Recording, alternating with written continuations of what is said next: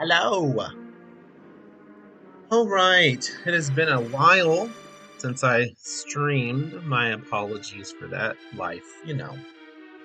But the last time I streamed, I actually started my Thomas file. And instead of just doing the completion and moving on with my life, I decided I would stick around and do some, you know, clearing of everything, showing off the game's content, learning things. So I am actually in a position to start dumping my characters. Yay for that. I also learned about the minstrel being completely maxed out because I've never used that character, which is good for me. And then I was deciding like what to do for speedrunning in the future. So with that said, I would like to carry on and continue, hoping to get the platinum trophy by the end of this stream. So then come along with me. So again, this is Romancing SaGa 3.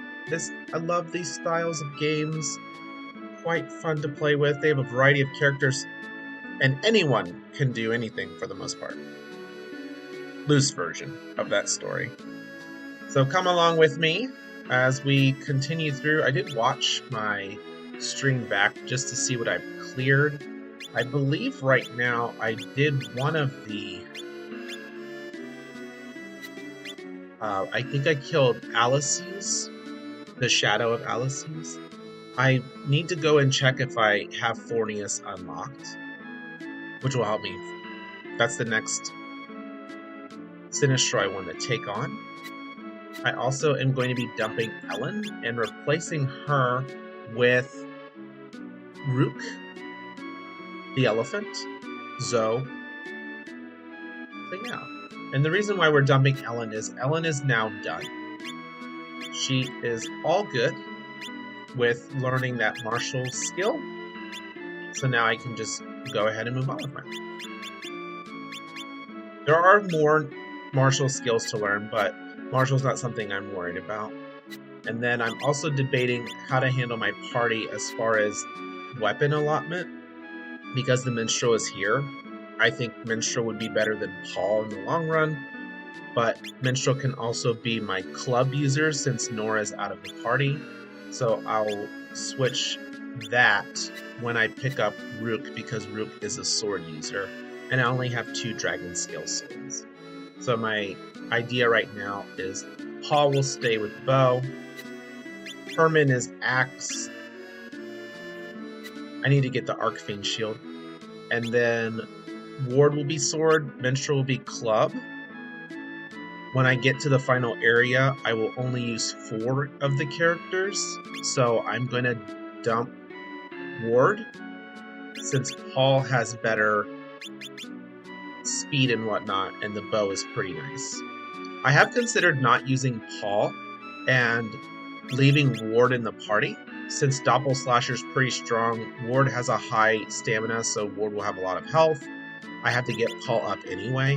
So I'm thinking I'll probably use Paul kind of interim, and then we'll see how I feel based on my party's in-game stats.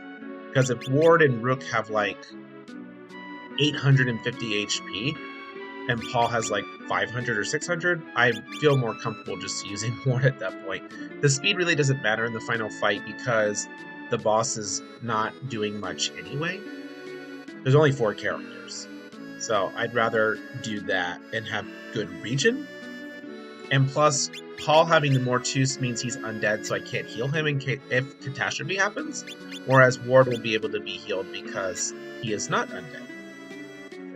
That's what I'm thinking about. I feel like that's a pretty strong approach.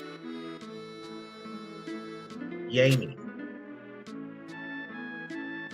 So before I do anything else, I do want to replace Ellen.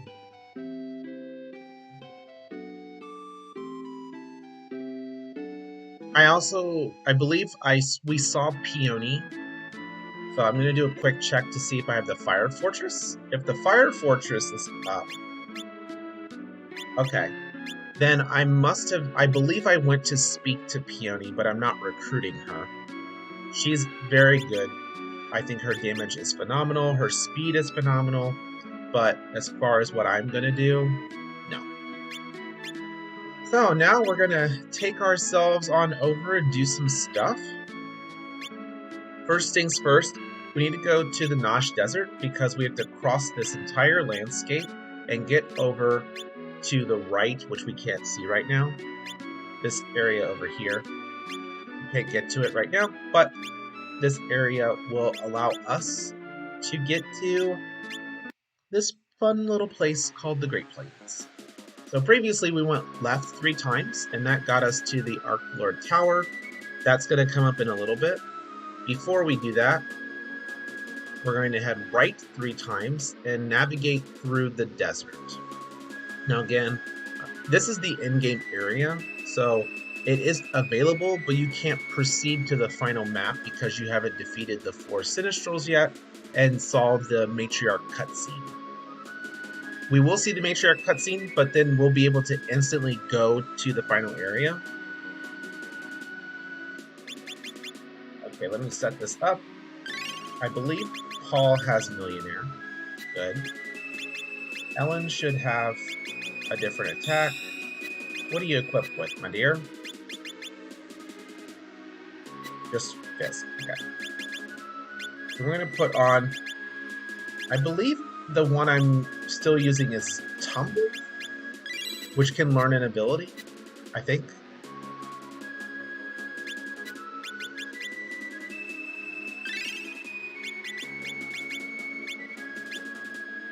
Okay, this should be fine. So this fight is actually very hard. It's a forced encounter, but if you have enough damage, you can take them out really easily. So Paul being super fast means Paul will just take them out most likely, but if they survive, then someone else can take them out. Okay, that's what I thought. Paul is extremely strong. Like, bow users are top tier, especially when they're fast, for that exact reason. And then what we do here, so these are the flowing sands. We're kind of lost right now, but what we're doing is we're traveling through the flowing sands, and then it's going to, we'll say, drop us inside of the Great Plains. And then from the Great Plains, we'll learn from the Mwenge tribe what's going on in the area. And from there, we'll do some stuff, and then that will unlock our exit. And then, of course, that exit will then take us back to wherever we want to go.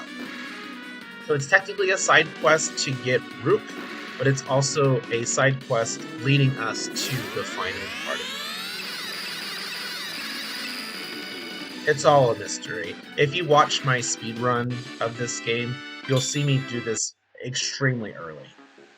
Because the sooner you get Rook, the better, because Rook's not in the party, meaning Rook's not gaining HP, and HP is the final factor when it comes to endgame. I believe my endgame party, it sits around 450 HP as a threshold, which is not a lot, let's be honest. There are bosses, the Sinistrals at the end, that can do, one of them can do over 1,000 damage, which is an instant KO, period. But the other ones can range between 400 and 600 damage. So we're sitting at the lower end. Once you fall off from the flowing sands, you get teleported or transported to the Desert of Death, which is very exciting for us, not really. So our goal now is to get through the Desert of Death and make our way to the Great Plains. If you're interested in treasure hunting or fighting higher level enemies, there is a side area here called the Crystal Ruins, which is in the second map of the Desert of Death. If you go into the Crystal Ruins, there are some good items if you're, say, you're your first file or you're lacking some defensive power. You can definitely go there. There are also 2 dragons you can fight. I believe they are crystal dragons. The name would align to the area. And then they're pretty tough. Not like ruin your life tough, but they're good for sparking. But again, if you're looking at really sparking, my recommendation is to take yourself somewhere else, such as Castle Leonid and fighting the Gigas. There's also another monster that shows up after you fight 300 enemies, and that is Asura, and that truly is the best monster to fight. for sparking or glimmering. So when you get to the second area, if you head to the right, this upper area is where you find the crystal ruins. There's tons of stuff here. There's 2 treasures on the left in the first area. Lots of enemies, of course. And then there's an upstairs and a downstairs. So right is up, left is down. If you go to the left, down the stairs, there's a horde of enemies that look like they're attacking a woman. That is a monster. So don't get bamboozled by that. However, if you go down these stairs, you'll find 4 treasure chests and 2 crystal dragons. So just as a little showcase here, let's just see what the dragons are all about. There's your crystal dragon. How much health do they really have?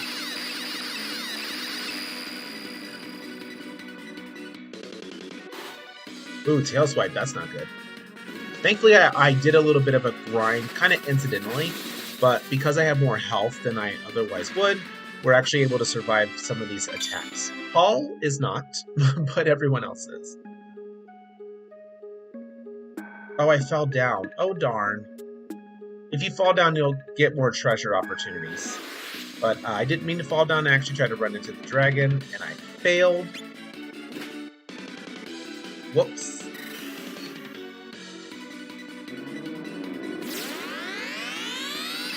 But there are the 4 treasures there. Feel free to pick them up. That way you can get some good gear, some extra items. Of course, you can fight the dragons as well. It's down here. Ooh, giants. So giants are pretty tough as well. Giants are pretty tough. They have lots of health. They deal a lot of damage. But again, with good gear, strong arts, and strong weapons, you'll be fine. 327. Thankfully, these aren't special monsters, so they only attack once. But if they swing on Paul, who has less than 200 health, Paul's going down. Hard. Might as well pick up these treasures, huh? A Titan suit, which is very good. The Titan suit is a little less than the best armor in the game. So the reinforced suit is 4526. The Titan suit is 3522. So it's slightly worse. And that's just free. So if you come here and pick that up, you have someone who can become a tank very easily. The reinforced suit, you have to get through all the blacksmithing and then make it. But once you make that, then you're in luck, because you can just recycle that for every new plate.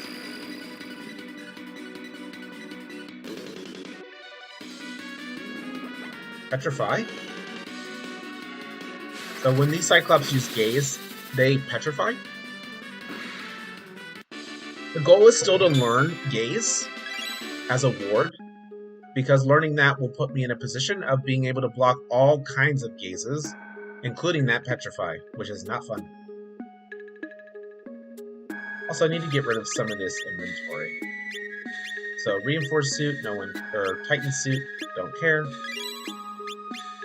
These lower end pieces of gear don't matter.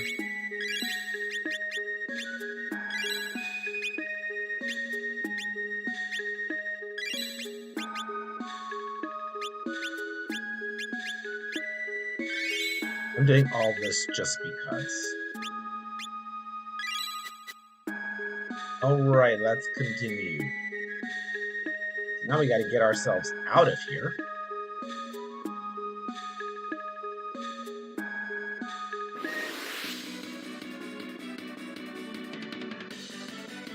Now, if you're trying to just get through to the final area, the Great Plains, you can just skip the Crystal Ruins. There's nothing that is leading out of here, so you just collect all the treasure, and then you can get out.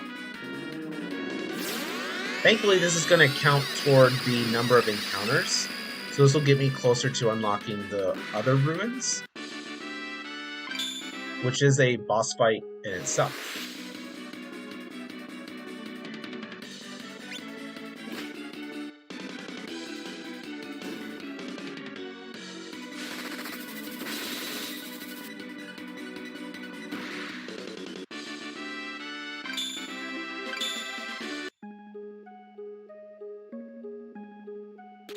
here. A fairy stone, which is not helpful for my party, but that's fine. A fairy stone can be thrown, does group damage, so like this.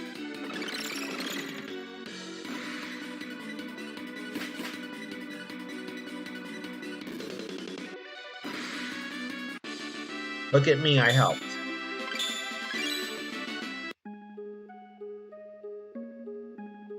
Alright, more treasure. Root of Life, Quality Balm, Panacea. Oh, they divide, interesting. And Depetrifier, interesting.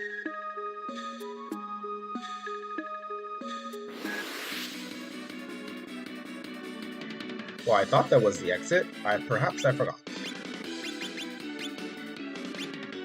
So the reason why I use Panacea here, or Panacea, is all status effects that matter to me are cured at the end of the turn. So there's actually no need for me to keep that extra healing.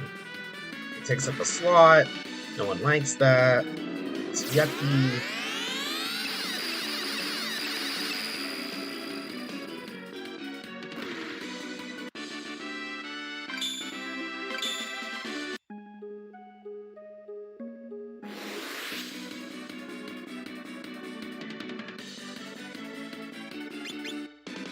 Oh, whoops. And there you can see the 0 heal. That's because Paul's undead, you cannot heal him.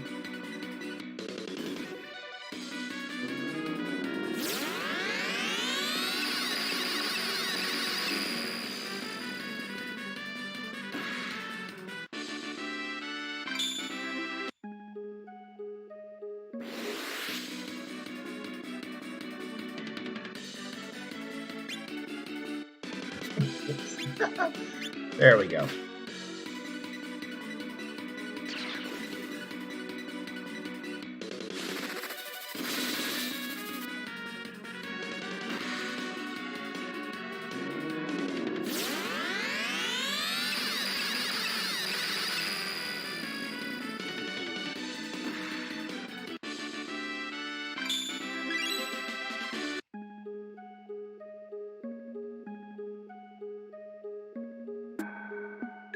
We're going to fall down again.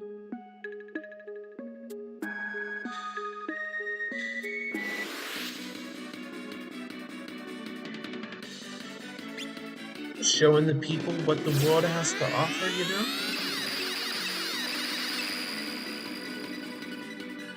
That way, if you're looking at it in the future, you're like, okay, cool. I can navigate this area. I got this. I got this. Interesting. So I'm actually curious if this is a special monster or not.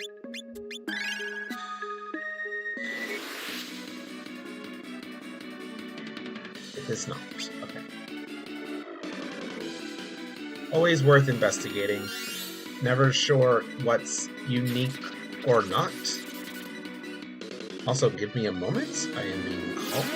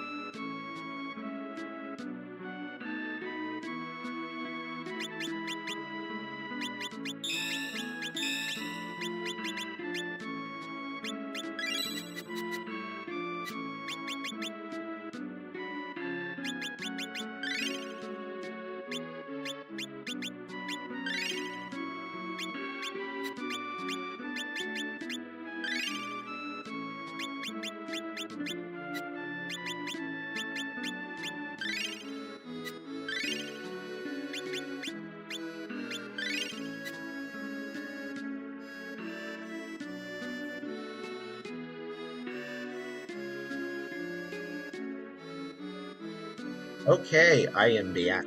Hello. So, during my silence, we got out of the crystal ruins. I picked up the 4 items, so one of them is actually Star Mail, which is pretty good defensively but makes people weak to other stuff, so it's a little bit of a trade-off there. At the same time, I then got to Moenge Village. We spoke to Bai Meiniang, who is like the leader, and she says, hey, we have a problem with this tribe, the Nefty tribe. How about you go and talk to them and we'll see what's going on? And she says, hey, take my assistant with you, Ziling. Like, okay, cool, fine, we'll do that. She also wants to learn about magic, so she takes the character with the highest magic. In this case, for me, it's Herman. So Herman gets removed from the party temporarily, which is totally fine. And then we have to go and do the rest of our little side quest. After that, then Ziling will leave the party, and then she'll your other character will get added back. At that point, you have the ability to add Ziling to your party permanently if that's something you're interested in.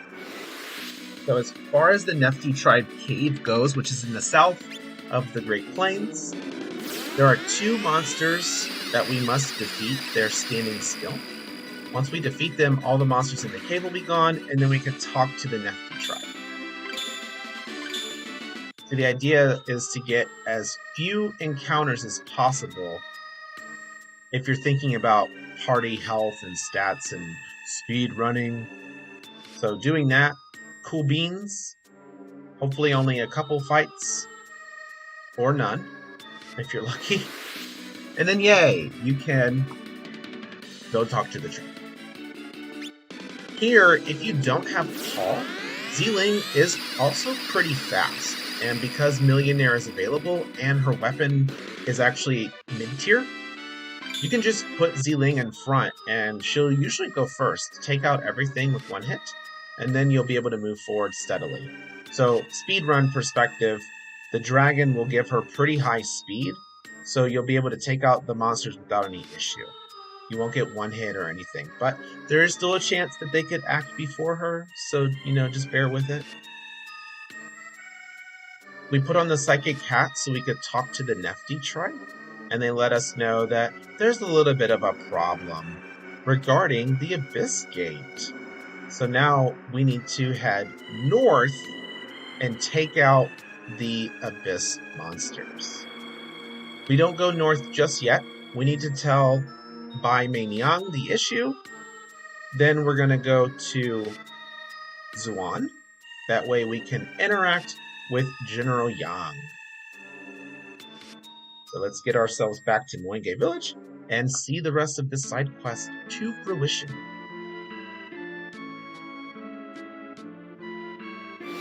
I ran right into that dog.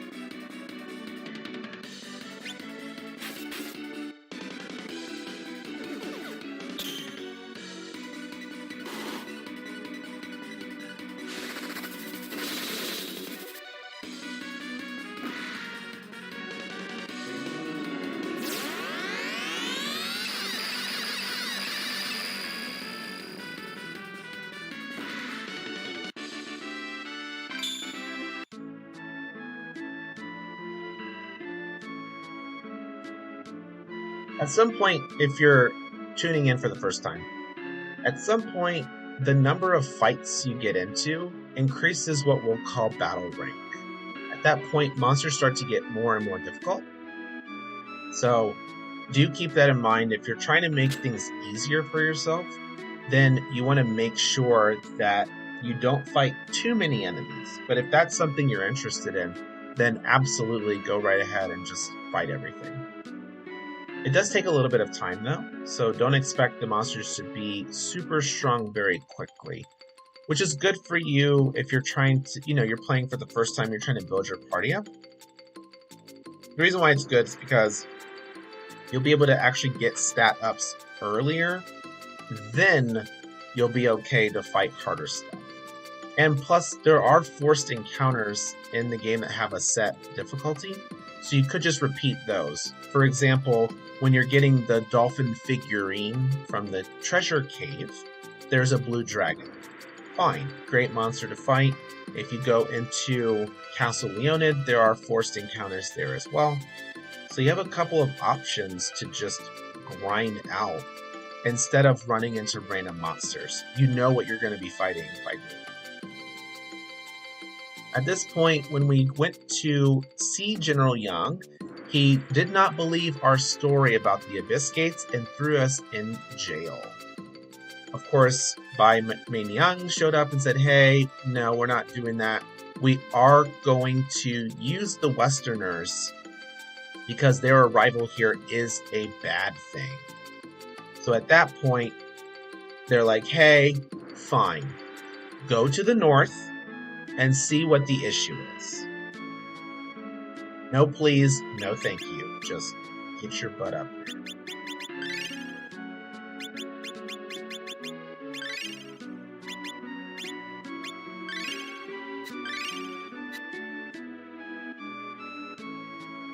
So after you go back to the Great Plains, we're going to head north to the most, I would say, quick and aggressive map in the game.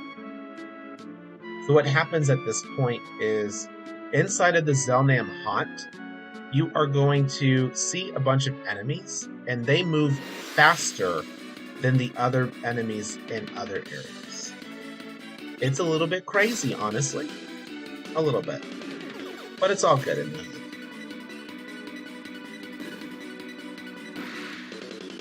After we get through a couple of areas there, we'll find the source of the problem and we'll take it out. I wonder what it is.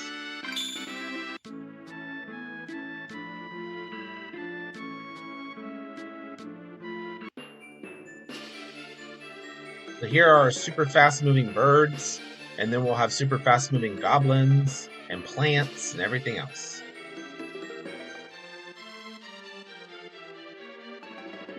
The fact that I haven't gotten into an encounter is actually miraculous, because usually I get a couple of those. So, it's because I'm not speedrunning, that's all.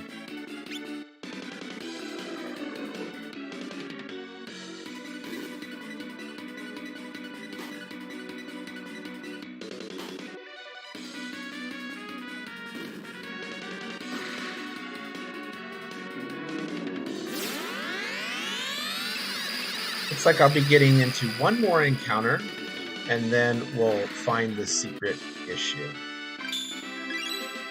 Of course, if you're playing the game for the first time, there are treasures in this area. I'm not picking them up this time, but you can see them. So if you go into different doors, it'll take you to different areas. You can pick up treasures. Also, in this finals area, there's treasure off to the right.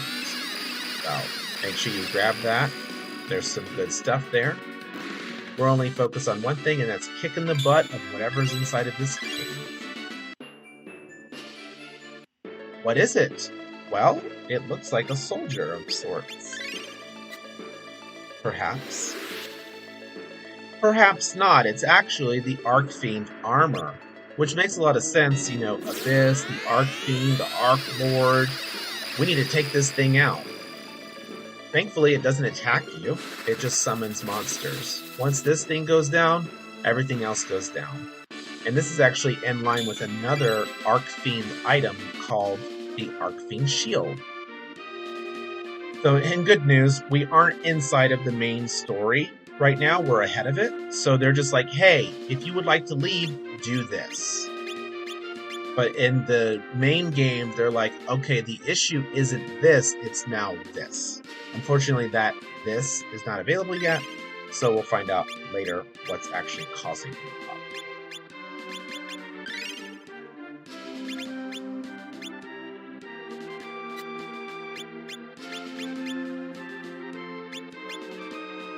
Okay. With all of that said, we can leave now. And this now slots us in a position. So I'm just going to take Ellen's stuff away from her. And then we're going to get the club. Oh, should probably switch the attack.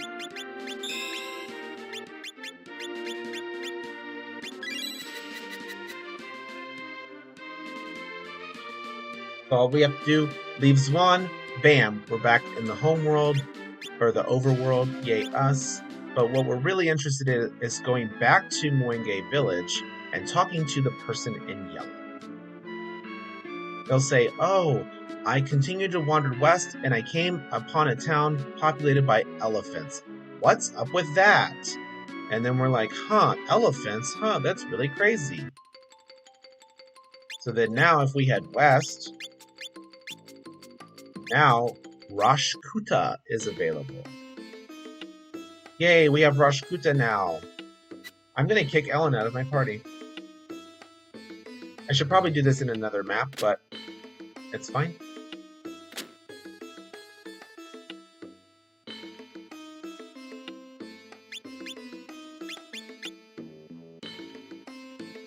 Goodbye, Ellen. It was nice knowing you.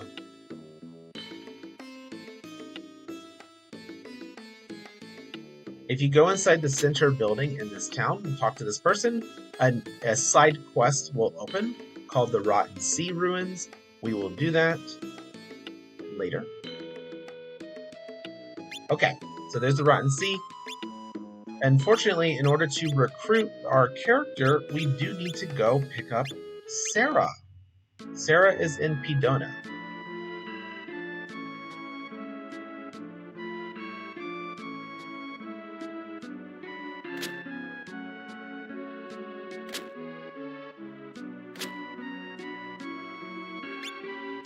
Now, if you do a certain side quest, we will find out why this works. But I'll explain when I do it. In the meantime, we've definitely fought more than 10 enemies. We can get our blacksmiths.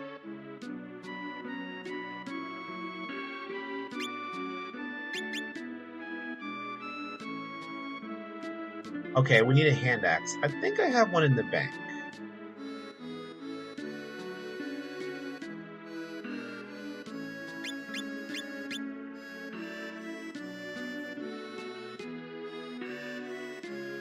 Are you sure?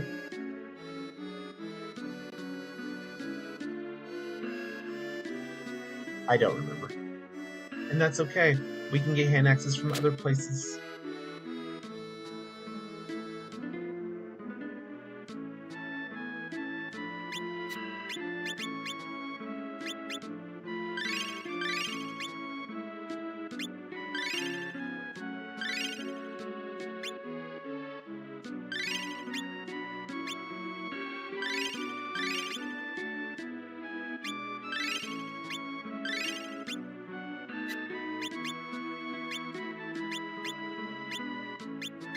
There we go.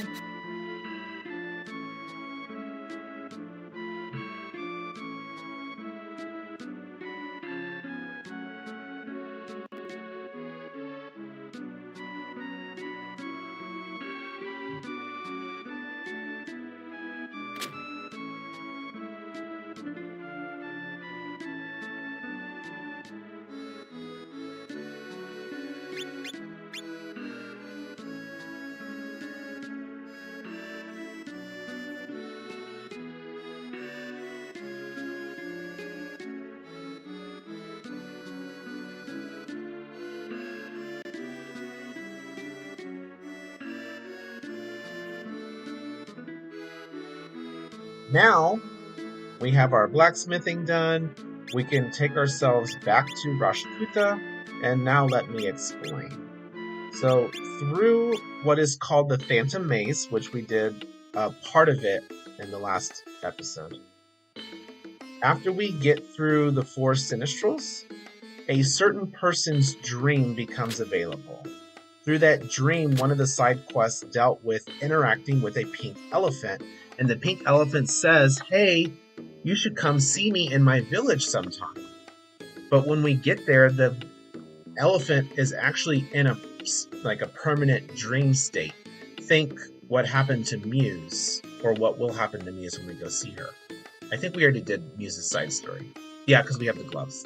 So what happened to Muse, she went to sleep and she wouldn't have woken up without us. So the young boy allows us to wake up this elephant. However, in storyline, we know that both Sarah and the young boy are linked together because they are both the child of destiny. So, yay for us. By going there with either Sarah or young boy, we can wake up the elephant, and then we can talk to the elephant's brother, and then the brother's like, hey, since my brother is now awake, I can go do whatever I want to do. And good news for us, that means we can recruit the tankiest character in the entire game. Tank because Rook has the highest LP of any character, as well as the highest stamina. So it's very hard to kill Rook. Bam. Rook. 36 LP. 26 stamina. Very, very impressive. Rook's problem is, like some of the other characters, there's a permanent item you can't remove. Whoops. Oh no! I think I put away that armor on accident. Whoopsie. That's okay.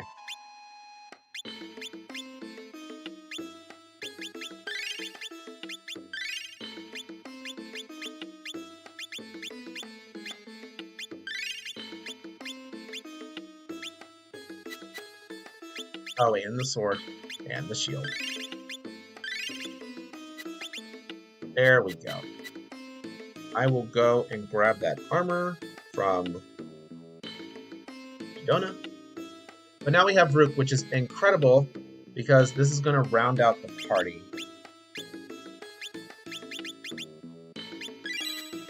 Do I remember how to put these on? I think so.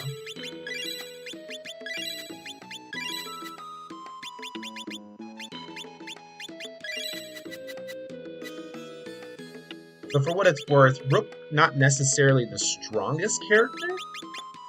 However, Rook is great because Rook uses sword and very tanky. So that's kind of my approach with still getting Rook in the party. But I've been thinking about going faster. And going faster would mean not recruiting Rook since I have to do all this extra work to get Rook in the first place. So it's something for me to think about in the future.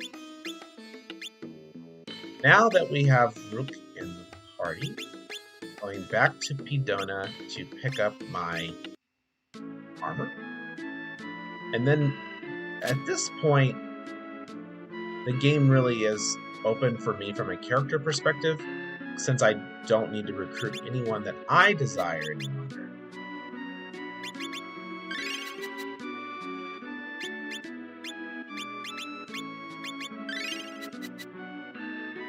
And also store this extra stuff. Oh, right. So if you want to make a tank, Rook is a good tank because the reinforced armor or reinforced suit cannot have any gloves, boots, or helm equipped. For me, I don't have that anyway. So at this point, I can just drop this on Rook and give very high defense and very high magic defense. I lose the additional plus stats, but it allows Rook to become a tank.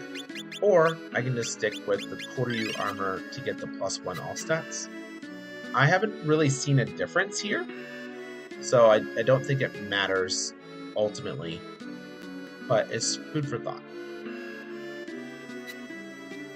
Now, I would like to continue my journey with the Sinistrals, so I'm going to do a quick check at the Vanguard, because I don't remember how far I got with that. But Vanguard reminder, we have to do stuff with the town. I believe I still have the dolphin figurine, so I can run down and put the dolphin figurine on the pedestal. Yep. And then I will be able to continue through the next part of my journey. Again, Sinistrals, very important that we take them out. That's how you beat the game. But in this situation, Fornius as the next Sinestral makes sense because Herman is technically old. Herman had his youth stolen by Fornius. We need to get it back, which will transform Herman into Black. Black has better LP, some better stats. and that lets us kind of have our permanent party at that point. The dolphin figurine is in place. Yay for us. Unfortunately, we can't just move the Vanguard. So we're going to go back and talk to the mayor so the mayor can let us know that now we can go to Mazal's and recruit the Gimbu sorcerers. They will help us to move Vanguard, and that will put us on offense to go and take on Forneas.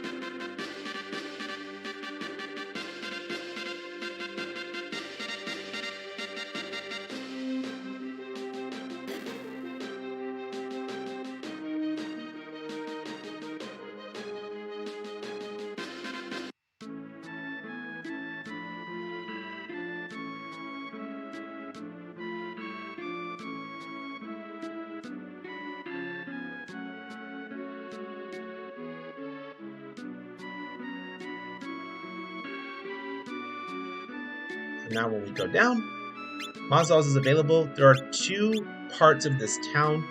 Start with the top one, and then we're going to go inside of the Gimbu place.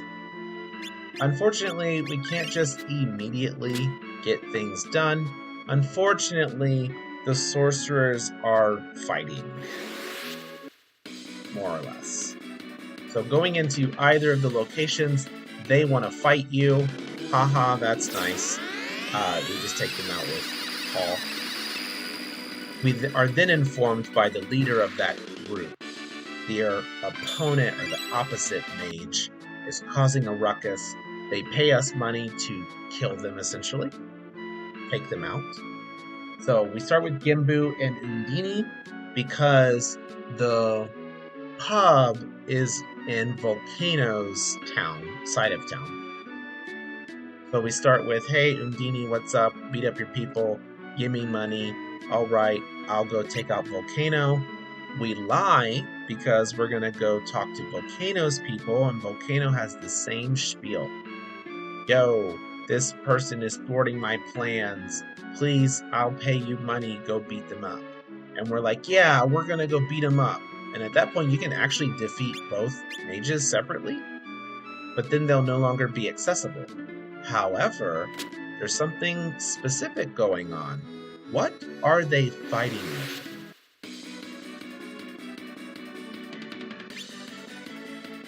Well, they're actually fighting over something inside of a well. So we talk to the pub people, we talk to people like, what's going on? They're like, hey, this is why they're fighting. Cool beans. Well, since they're both on my side, let me just go see what they're fighting over. And then things may happen from there. So there's Volcano.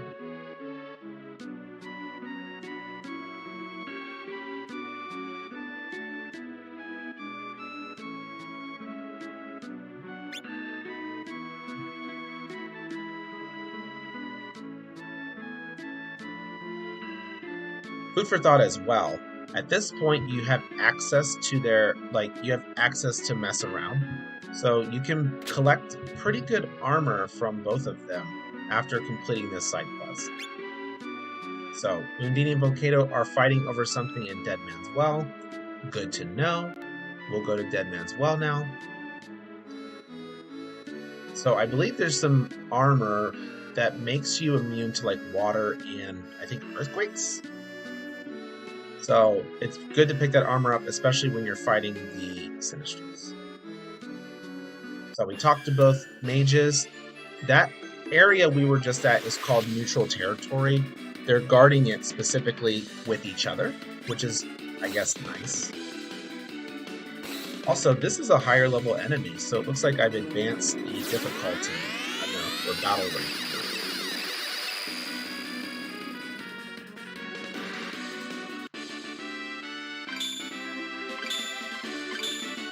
Yes, I tricked their students into having me go inside, which is wonderful.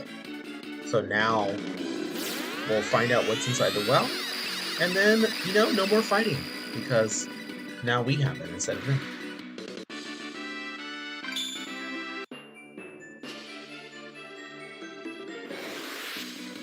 There are treasures to get in this area.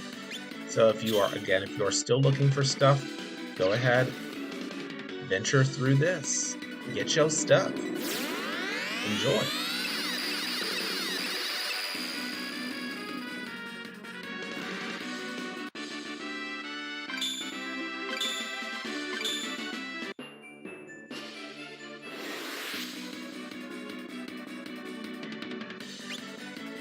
And Adimu is a slightly higher level monster, so I can confirm that just throughout our battle rank has elevated monsters in it. I appreciate that because that lets me know I'm definitely getting closer to the ruins. There's also some backtracking I will need to do because through blacksmithing there is something I can obtain. Unfortunately, it would require me to go pick something up I skipped, which is fine, it's not a big deal. But I will need to go there.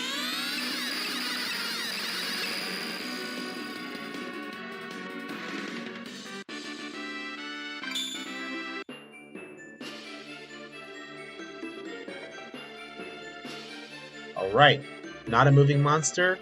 This is what we need to talk to. Bam! This is the Death Master. Similar to the Arcfiend armor, just beating the monster itself is enough. Unfortunately for them, Millionaire will wipe everything.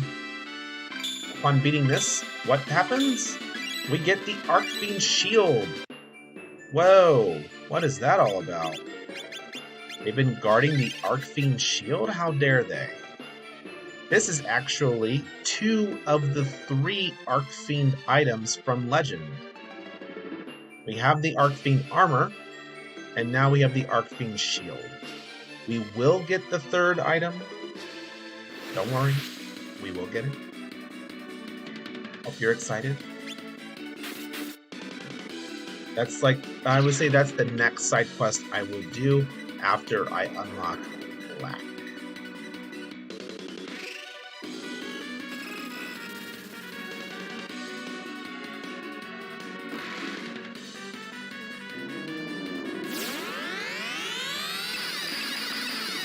And then we'll have an exciting side quest. I think that one takes a really long time, so that's going to be a little unfortunate, but it's all good.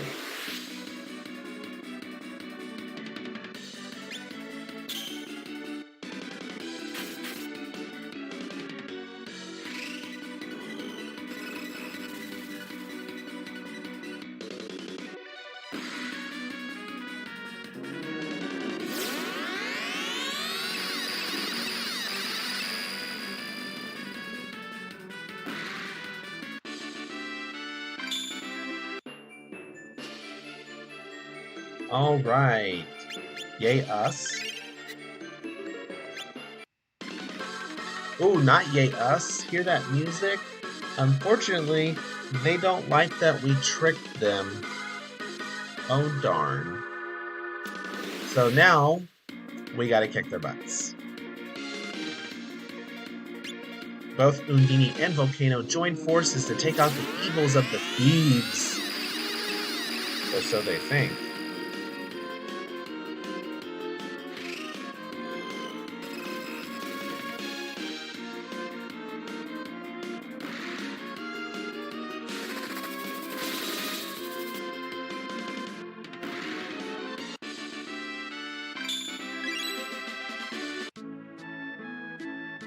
Wow, how dare they beat up the 2 wizards.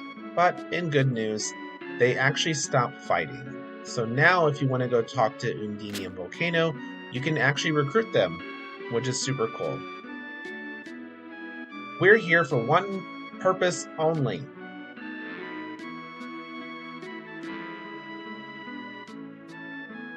I went the wrong way, sorry.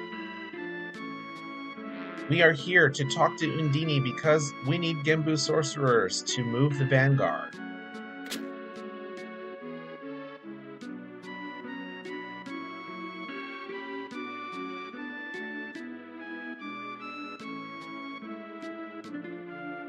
So she moves her pupils to the vanguard, yay us. Now we can go and finish off this sinistral side quest. Or I guess main quest.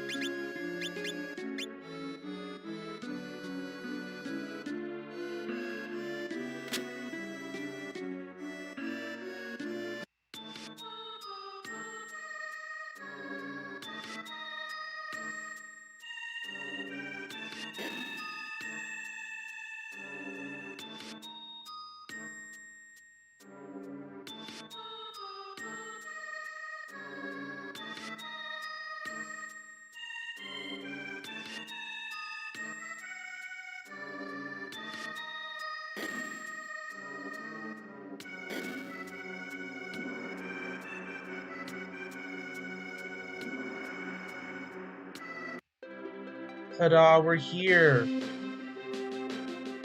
So now they're going to move the boat. I will be right back while all this goes down.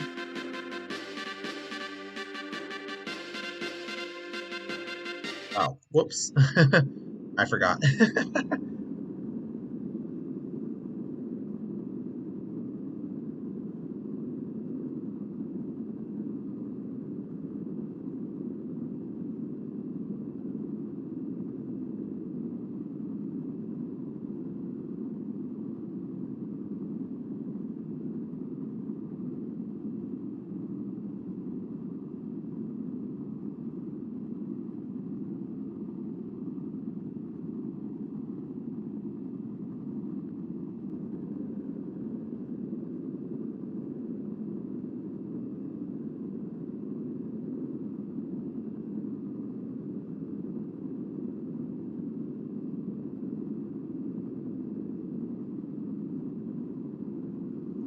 Okay.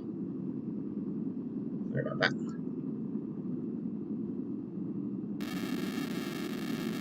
Look at it. It's moving.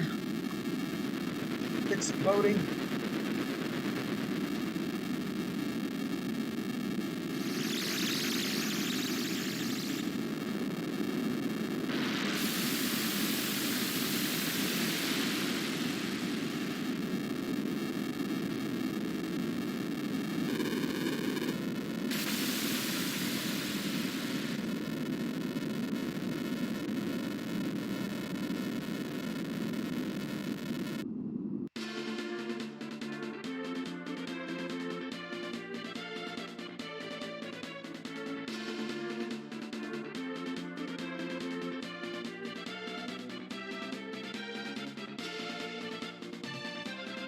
And now we can go to World's End.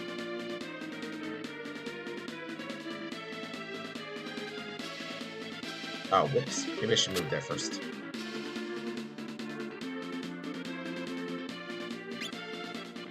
So I was thinking in my head, ooh, I can recruit the other characters just to show them. But for this one, I'll probably just save the character. Like, save getting them until after. But maybe not. Basically, you get to World's End and, oh, there's a bunch of crab people. Down here is a crab named Boston, who you can recruit into your party. And then these two let us know that, or three. There it is. So we know now the location of the Undersea Palace by talking to that crab. And they also mentioned that there is a water dragon trying to destroy them. So out of kindness, you absolutely can go down inside of this dungeon. And then as you make it through to a waterfall area, there's a secret passageway. And that secret passageway will lead you to this dragon. It's a pretty good fight. If you have the Gimbu armors, this will help a lot because the monster uses water. Again, just to show off the game, the different side quests and journal entries, I will take myself over to that dragon and fight it just for showing things off. This is not tied to an achievement or anything else, so you absolutely do not have to do this. You do have to beat Fornius, but you don't have to beat the water dragon. So here, just go up, and there it is. Oh, look, another dragon.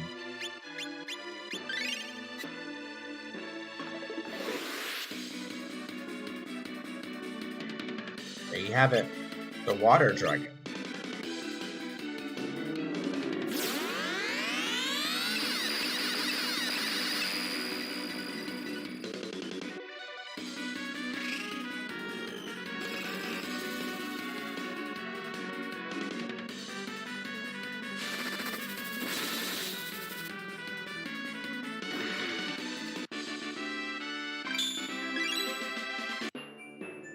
I'm not going to open the chest, but it has Morax leather in it. Oh, wait. Never mind, we're good. Let me take it. Let's just take it just in case.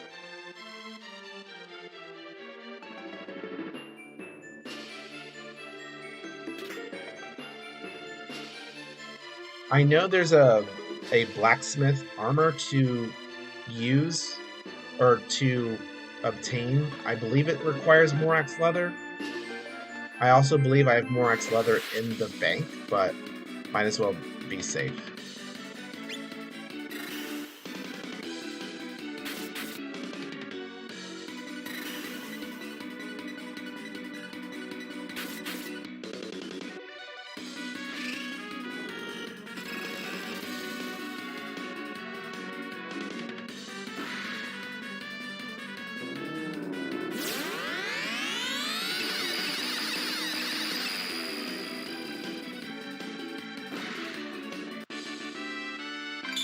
If you would like, you can travel deeper. There is more to explore down in this area.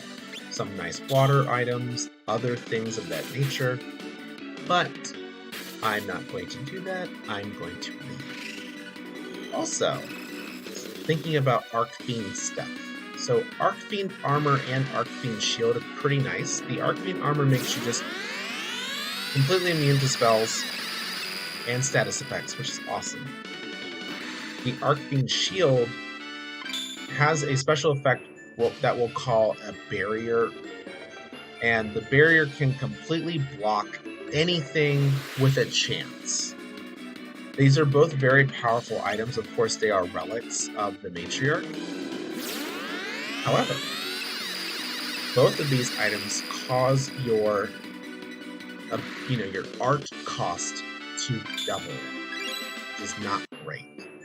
So if you pair the expert ring with either, both, 2 or 3 of the Arc Fiend items, you'll just have the standard cost. If you don't have Arc Fiend, then the cost is half. If you don't have the expert ring, then the cost is double. So something at 7 will cost 14. It's actually pretty devastating in the long run. But having the expert ring really helps because it's just like you don't have either of them. They cancel each other out. And thankfully, 1, 2, or 3 Arc Fiend items does not have an increased effect. It's just double regardless. So that's why in my runs, I always give it all to one person, so that way only one person has the SP. Now that we beat the dragon, because we're super nice, we're going to take our newfound knowledge and go to the Undersea Palace. When you travel to the Undersea Palace, you have to do it again because we need to go under the sea.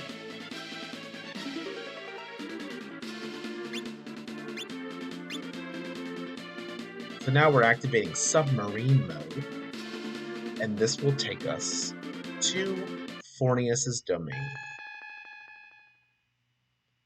Just like everything else, there is a lot of stuff to get in the Undersea Palace. I am just going to go to the boss. Actually, I'm going to go ahead and take the stuff because I believe there is a meteorite shard in this area, and I do need that for blacksmithing. And then the reason why I have to backtrack is I wasn't thinking about it when I beat Alice's. However, I do need to get the Death Shard, and I think there's another item inside of Alice's domain, underneath the Arc Fiend Palace. So I need to go back later and pick up the Death Shard, just so I can make the Mortus and the, forget, maybe the Evil Mask. And then there's also some stuff that requires the Witch's Eye, which I believe comes from Alice's domain, but I do not remember. Yes, there's the meteorite shard, yay me. But I'm going to open up the other stuff just in case, because I don't remember if there's a second or third. I forget which area, but one of them has several of different things. And this is how you make blacksmithing work for you. There are some things that aren't found here, like to make the golden bat, you need a cudgel, which comes from a monster. You need, I think it's Avi's feather from a monster drop, the griffins. There's some other ones that show up as well. But we're just trying to get enough of the blacksmith items so that way we can show everything that's available, as opposed to getting everything, because that would take forever. A lot of grinding to make some of these items drop, that's for sure. So this is the only area that has the Alice's minions. Nope. That has the thorniest minions, which I think is really interesting, because in the other areas, the minion is at the end, like they're guarding the person. So the fact that the minions are in that diagonal corridor, but they're not in the later areas, is very interesting to me.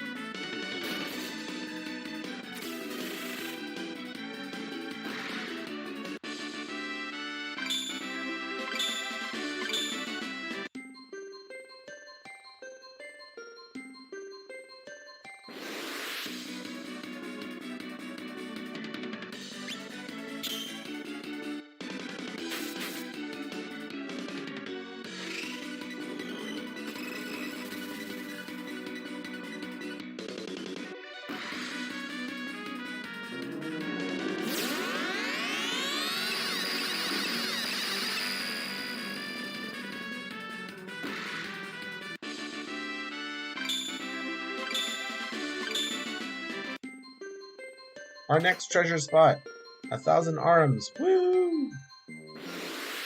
I should have just waited, but here we are, not waiting.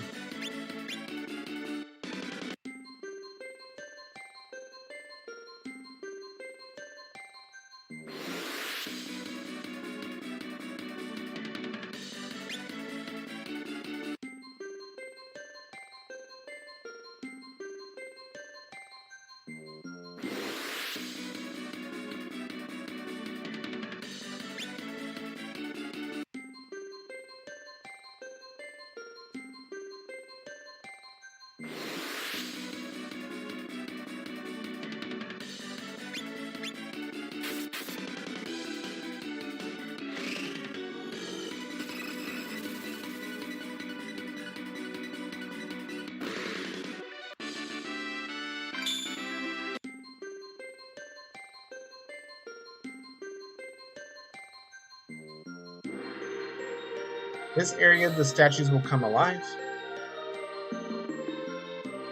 There's treasure on the right. The moving forward is on the left. We have a jar of strength salts, which is pretty good.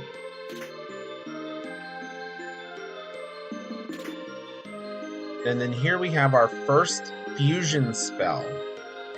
So there are 4 fusion spells in the game. And this shows you the party formation to make that happen and what school of magic needs to be used to make the spell come out.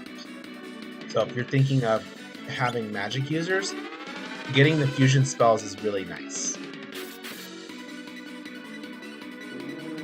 For me, I don't use any magic users, so picking up the fusion spells is not necessary. But for this, I like to show, like, hey, here's one of the fusion spells. And to be honest, in all of my play, I've never used a fusion spell before. I've never had more than 1 mage in my party yet. Dang, 5 enemies? Whew. Oh, this might not go well. Depends if Paul is stunned on this turn.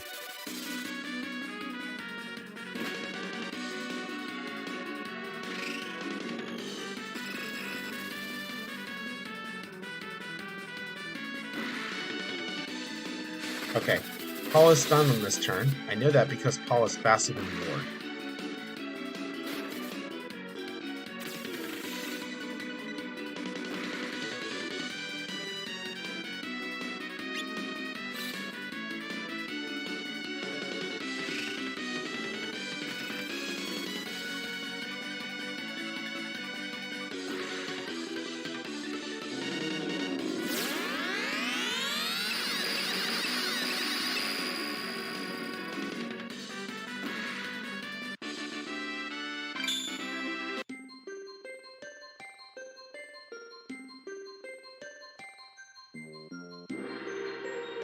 There is a door up top, and this has some pretty good stuff in it.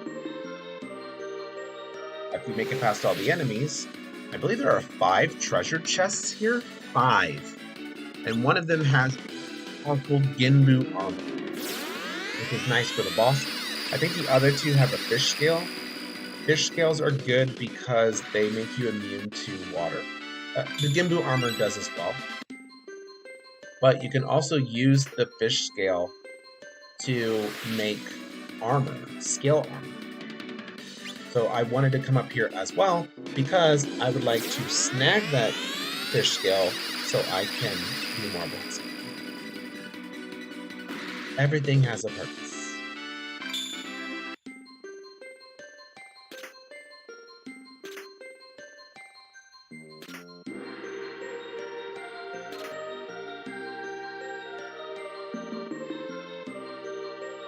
Now we're all set to take on Fornies. Sort of. We gotta make it there first.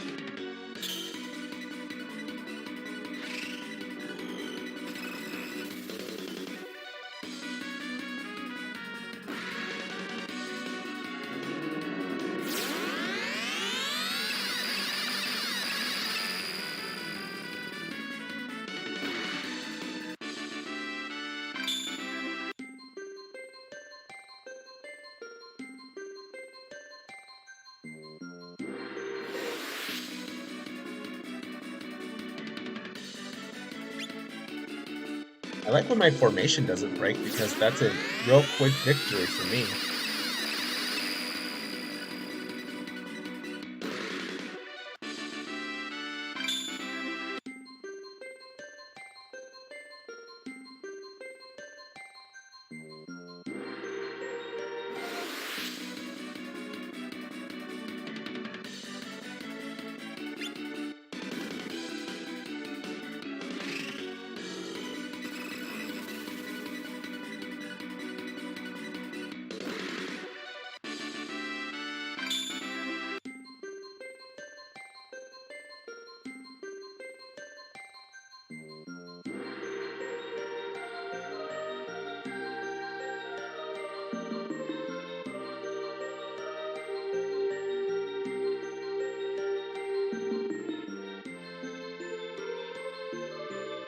And now we are in the final room. Looks similar to the treasure room, but this has a door up top. And this door is not nice. Also, Fornius and I, we have a very hostile relationship. Fornius is my least favorite of all of the Sinistrals. But it's not too hard to fight nowadays. But before, yeah, it was tough. I forgot to switch my formation around, but I don't really care.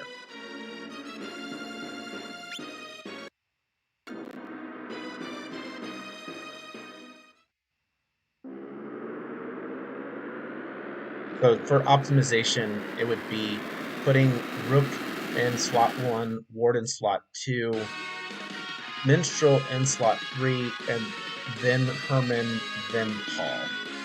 But it's fine. My damage is extremely high. And we went first anyway. What this means is when the text appears for the formation, that means all my characters are going to attack. So, yay. Also, Nutcracker goes off second, meaning the boss's defense is reduced by 50%. So my damage will be fine regardless.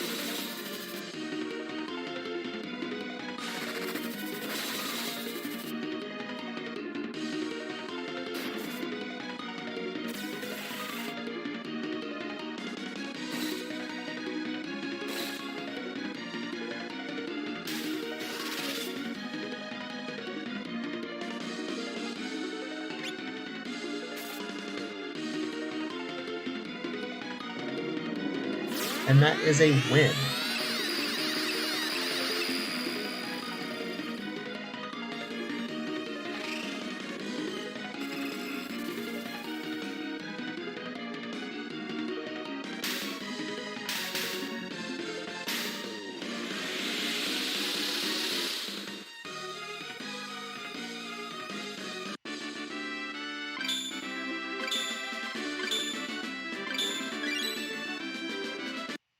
If you look at my party formation where Herman is standing, the hair is black now. No more cane. That's the transformation. Herman is no longer. Herman is back to youth. Black. Also, this raises a really good question. Can I do the matriarch side quest with black in my party, or is it Herman exclusive? I guess we should find out. When the fight's over, we're going to go back to mainland. That way we can continue our journey.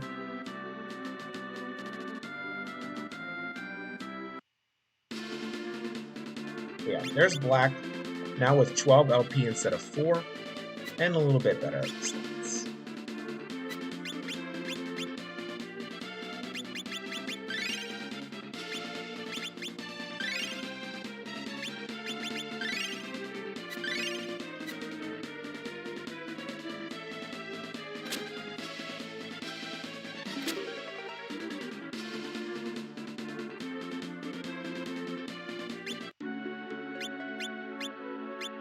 We did it! Whoop whoop. Side, we're gonna go to Stanley because there is a lady here, an old woman, and she is the one who decides if the ruins are open or not. Beings in the area were once content to stay in the wilds, which means I have not killed enough enemies yet. I will continue to fight stuff until that text changes.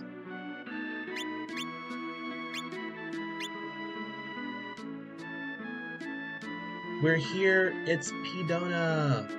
I am thinking, okay, I was just running through in my head. I can make the Kree Naga weapon. And I have the Morax leather with me if that item appears.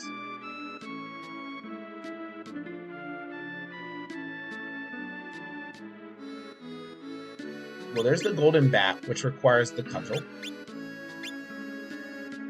The Morchus requires the Death Shard, which I can get from Alice's. So Bestial Leather is required, or requires Morax Leather, which is what I got from fighting the Water Dragon. And then the other item, the Scale Armor, is available, which is cool, yay me. And then you can see there's 2 vendors now. What happens is as we create more of the items, then the vendors will start to appear, and then they will sell us those items, either just for the pure money involved, or the money plus the item required.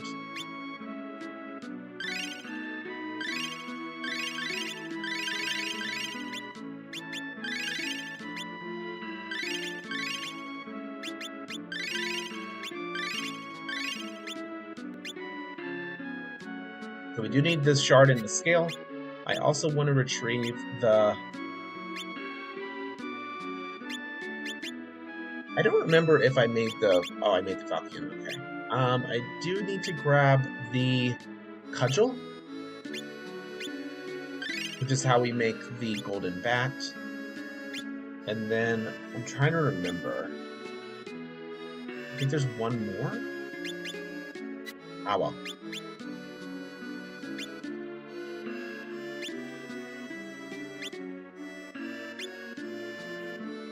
the budogi.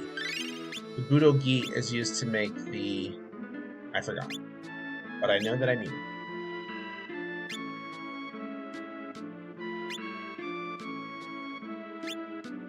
Dragon scale. I think I need 3 dragon scales, but I'm gonna get 2. So I'll just take 1 now.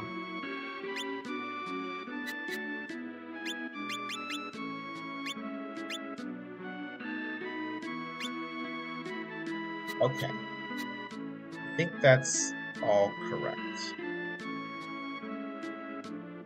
So we're going to talk to this person to let me know that Bune has attacked Loan, which is fine. And then I am going to go talk to Mikhail. Mikhail will let me know that Bune attacked and the Mount Taftan is open for assault. That will position me to defeat Bune's domain. However, there is an alternative to fighting Bune through her domain.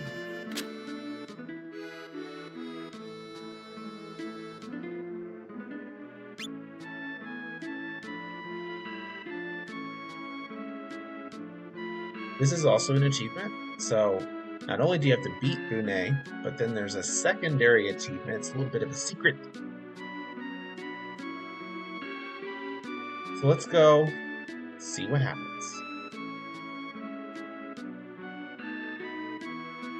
I do need a weapon for Thomas, specifically because of what I'm about to do. So I'm going to just do a quick scan. What are the other weapons that I can use? Because he's set up for fighting. I do want to get another Will Guard, which I'm going to get.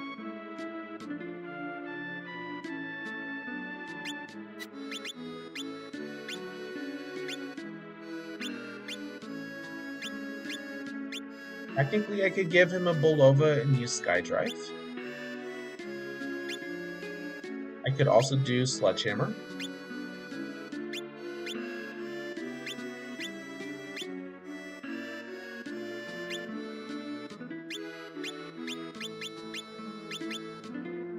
Spontoon would be fine. So would Mortus. I think I can do it with the Spontoon. He has a maxed out. He pretty much has maxed out anything, so it doesn't really matter what Thomas uses.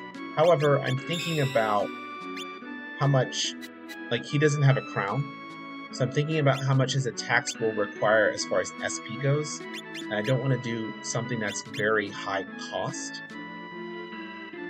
So instead, I'm doing Divine Lancer. Divine Lancer will take 3 SP. It will also reduce the boss's stats by like 5. So it's very good. 3 SP out of 83. That's not too bad. That's why I always put additional stuff on the leader.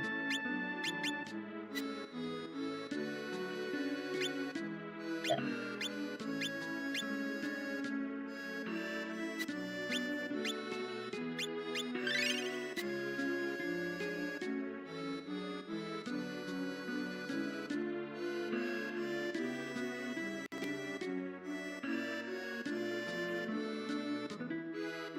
How much health Board has? Don't you love to see it? I do. Alright, this is the ultimate test. So earlier in the game, I actually got Mount Louvre opened. So, as a reminder, in Tinyville, Wayne is the offspring of the great dragon Dora. The stories say that the matriarch helped raise the little dragon. And then this person lets us know, hey, dragon named Gawain lives on Mount Louvre. So, okay. So we know the backstory of the dragon. We know that Gawain is the offspring of the dragon that helped the matriarch.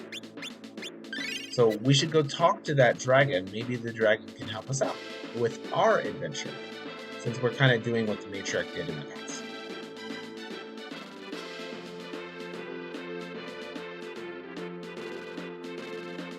This is where we know that things are going to be a little lengthy. So as you're trying to go see Gwaine, please note that there are a lot of areas to go through.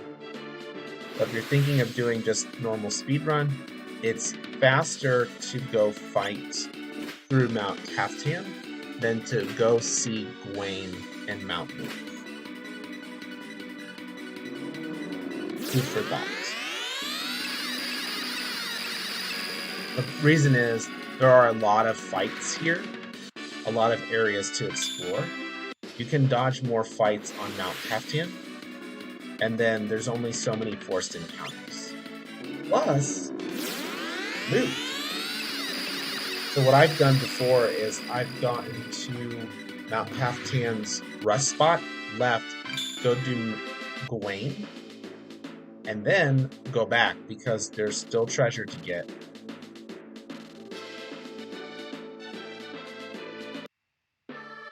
Welcome to Gwaine's Den. If you step inside of the mist, you actually walk slower or run slower. But just keep that in mind.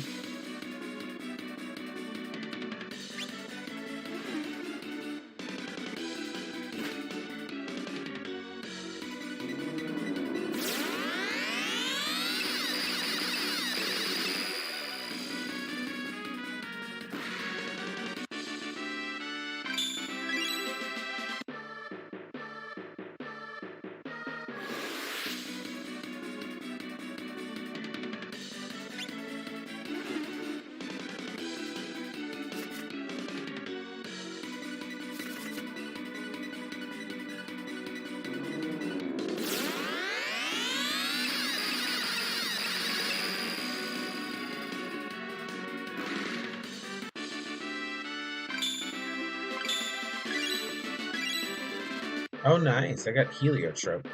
I believe that's an SP restorative for the party, which is always nice to have.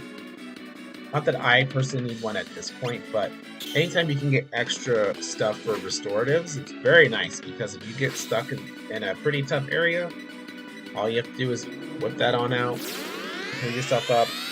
It's definitely helpful for like Castle Leonin, which I will do Castle Leonin as well.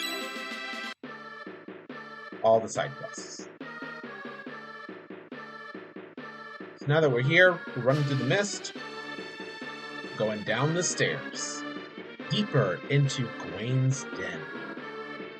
There is treasure over here. I believe there are no shards here, so I don't think there are any meteorite shards or death shards here. But I've only looted this place once, so I cannot confirm. If I'm missing them, it's fine. I'm not trying to do all of the blacksmith stuff, just enough to show all the variety of weapons and armor that can come out of it.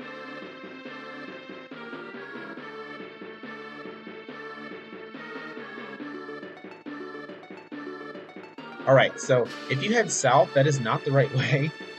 But again, treasure. So I recommend going south if you can survive and get the treasure. But we actually need to go to the right and get down the stairs. In this area, both directions lead down. So just take your pick. And I'm also trying to do some fights to make sure I get 15 encounters to make blacksmithing complete. So I can just go right back and do the next set of items, and then move on.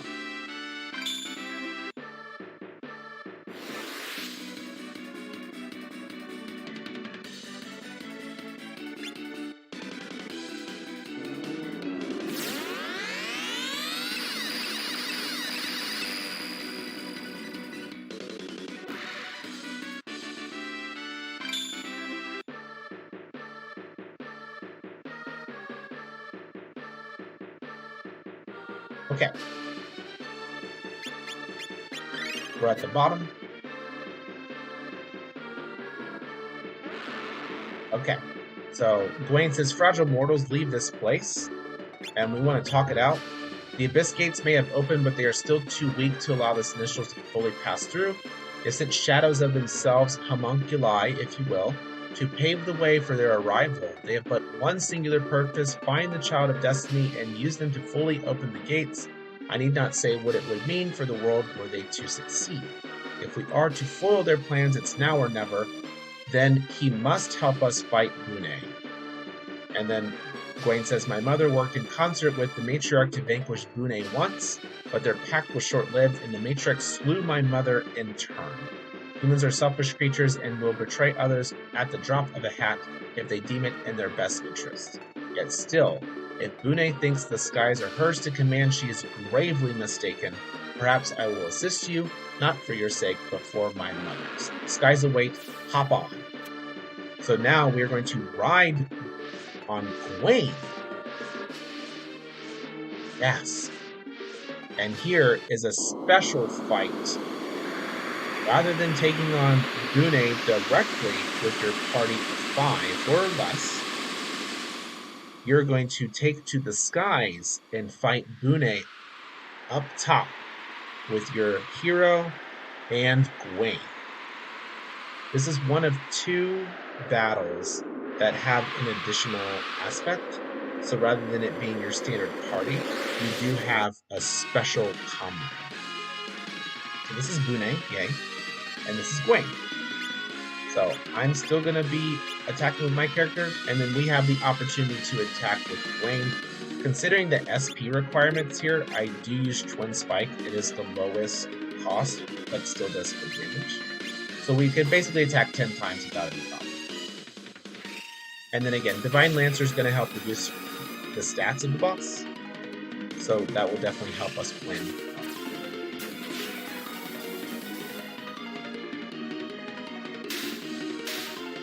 Each head of Bune has 5,000 health, I believe, or around that.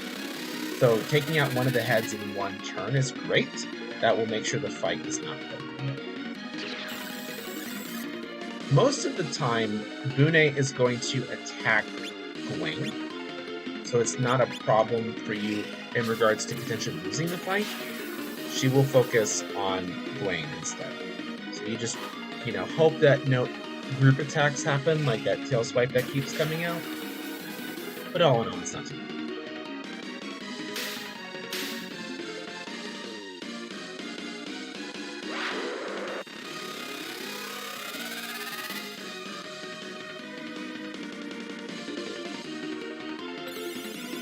Ooh, Berserk, that's me.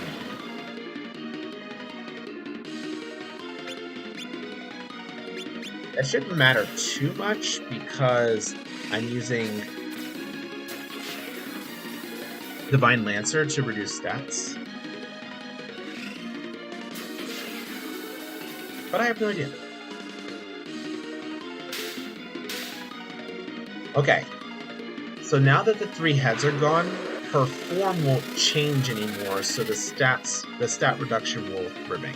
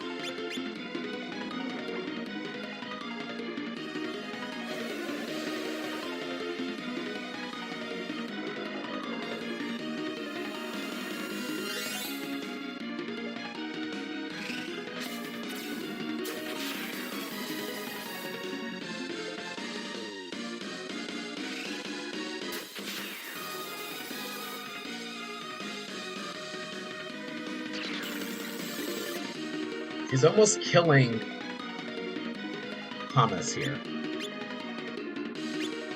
So I really hope that we go first. Okay, we're really hoping that she doesn't attack Thomas. Okay, Should be fine. This should be a victory.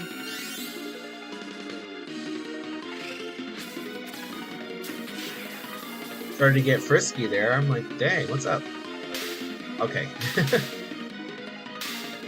Worst case scenario, we just restart, you know, but cool. We won. We beat Bune. Yay, us.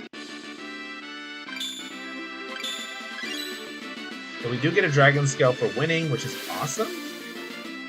And then also, if you're achievement hunting, that's an achievement. So make sure you do it. And then easy win. Now that we're done with that, we go right to the gate and we close it. I do not remember if this is my third or fourth. Did I do the fire temple? I don't remember. Or fire fortress, sorry.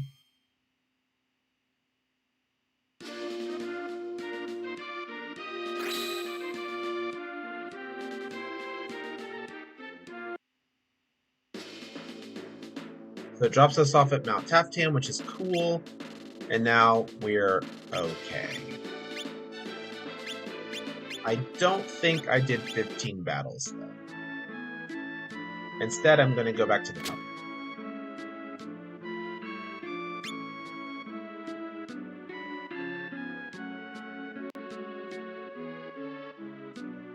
Actually, let me do a quick check here.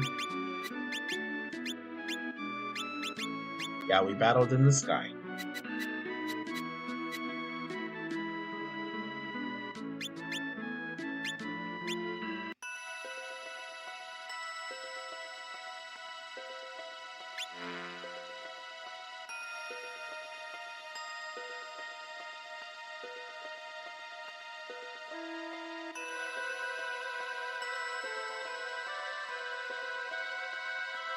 Since we're here, might as well advance the Phantom Maze to a stopping point.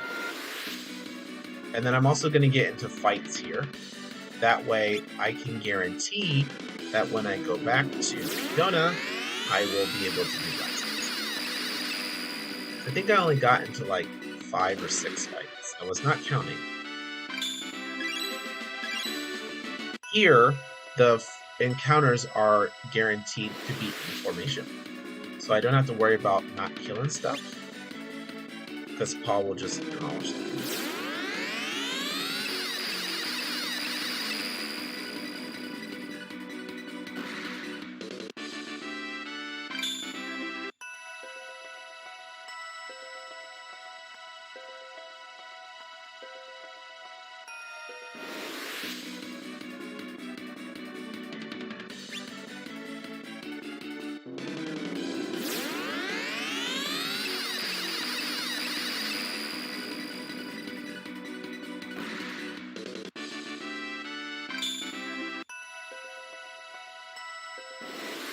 If I haven't talked about it before, the cool part with the Phantom Maze is within each area there are guaranteed spawns.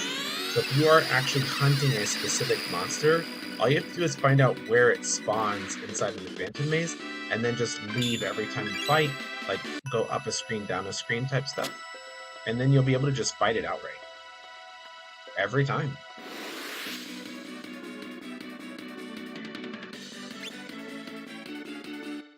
So let's say you're hunting, like that monster uses an ability called Smash, which you can learn how to ward. So if you're trying to learn how to ward stuff, you can do that. Or if you're hunting a specific item, you can also do it here. So for example, if you want the Obby Feather, find the Griffin monster, which is in the maze, and grind it. I'm surprised Paul did not go first, but I believe Artful Slash has a high speed to activate. So if you activate it, you're pretty much going to go first.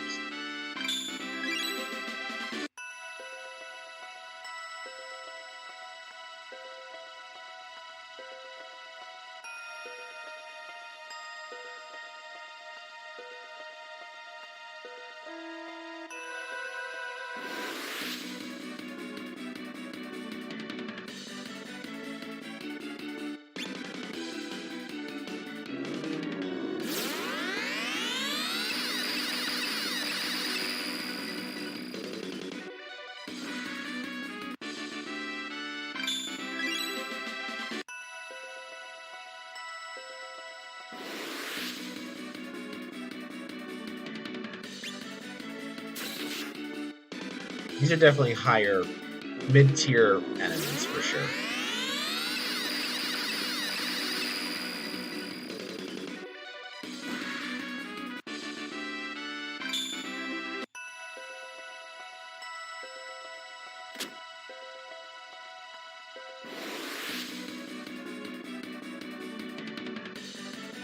Whoa.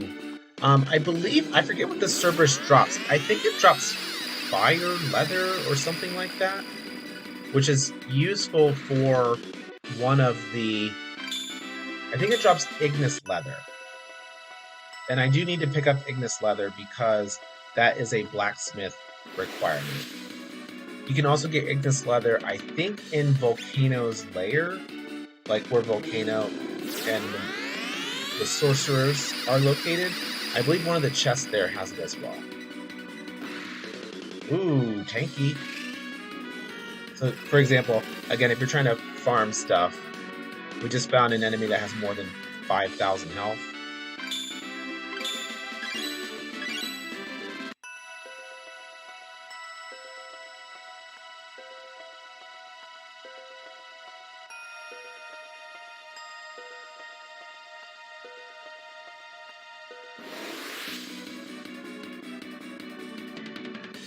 Ooh. So that golden goblin there. Pretty tough enemy, actually. And I believe it has a special bow. I think. I've never fought it enough times to know.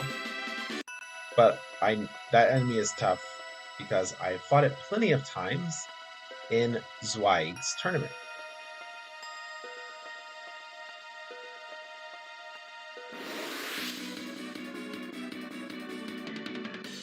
There we go. Here's some. These are, I would say, high tier enemies for sure. Not the new A, but the Chimera for sure.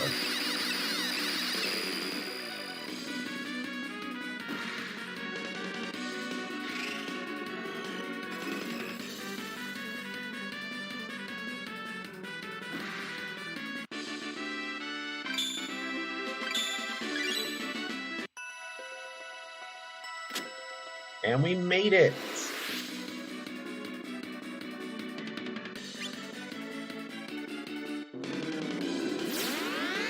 I think this is the last area leading up to the dream fight.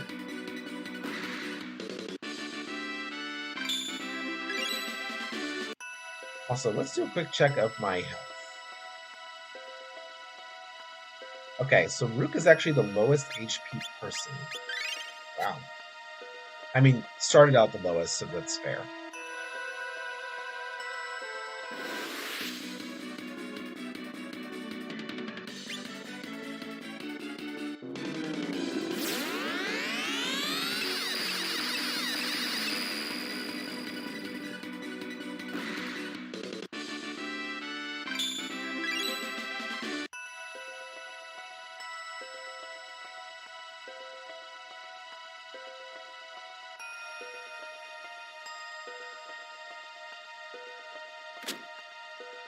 There we go. Look who it is. This is Tatiana. This is the character who tries to join you and every time gives you a name based on food because her favorite foods were present when her event occurred. Why can I not run into that?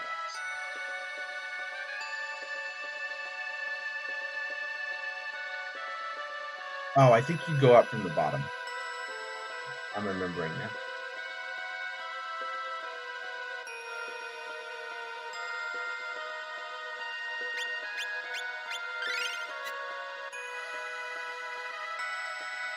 So here, we learn the backstory as to why Tatiana always changes her name every time she joins your party. So we have tart, bavarois, souffle, eclair, crepe, millefeuille, sherbet, and then candy. Unfortunately, at the time of her celebrating her birthday with her favorite foods, she learns that her siblings want to poison the food to kill her because she will be like the heir of whatever her parents' money is. And of course, they want to be the heirs. So they're like, we need to eliminate the favorite. In this dream sequence, normally she ran away from home and she keeps changing her name so that they can't find her. But in this situation, to make the dream come true, we're going to stand up to them.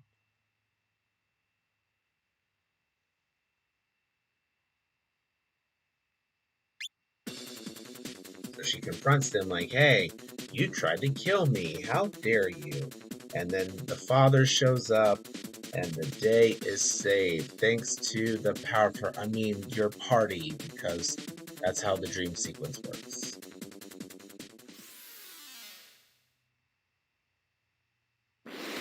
Destiny cannot be denied. Well,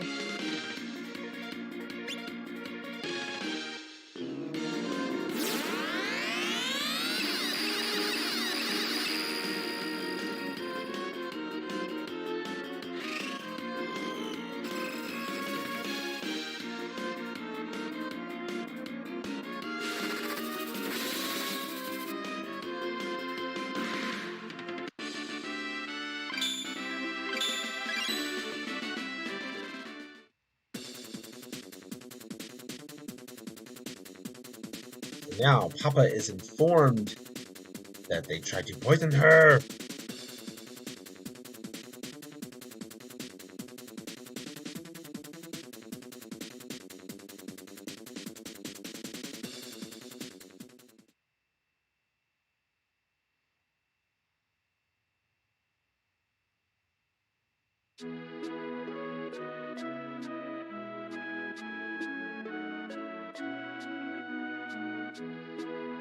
So, in celebration of the birthday, we get the ring that she wanted, which is called the Mage Ring.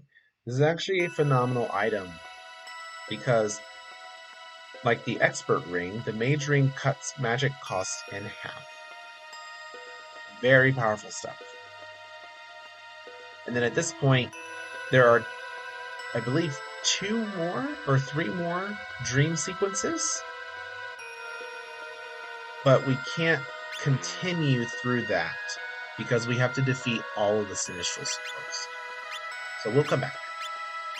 But I wanted to get it out of the way because I'm only 1 Sinistral down, and I like to space some of this stuff out.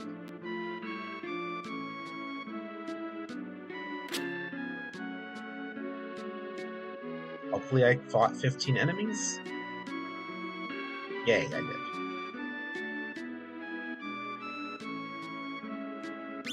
Power gloves don't require anything, but I'll use scale armor first just to get that item out of my inventory.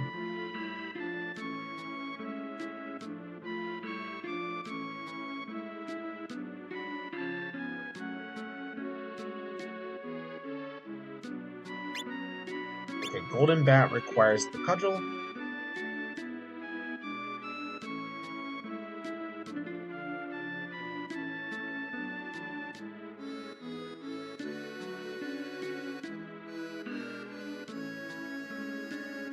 Now we're going to do a little test to see if the Matriarch Spear side quest can be done using black instead of her.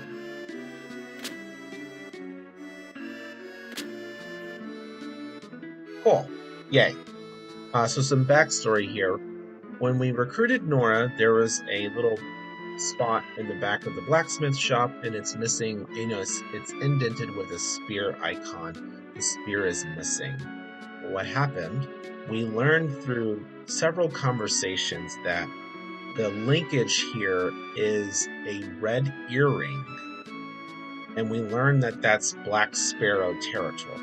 So by talking to Black Sparrow himself, aka Herman, we know that there's potentially something going on with the leader of this religious organization named Maximus. So when we go to the area with Herman/Black Party, we learn that Maximus is actually the evil pirate Jackal. So now, of course, like any other villain, we're going to go fight him, but he runs away. Oh no, Maximus ran away.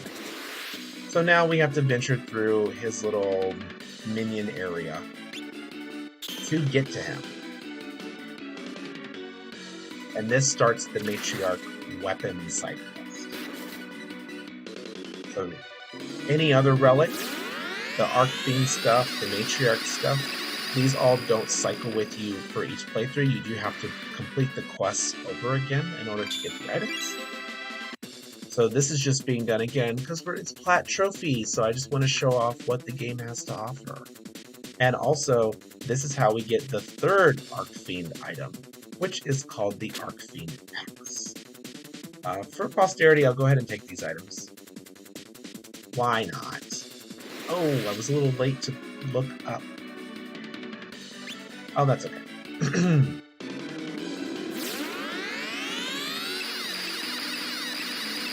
Miss my mouth there.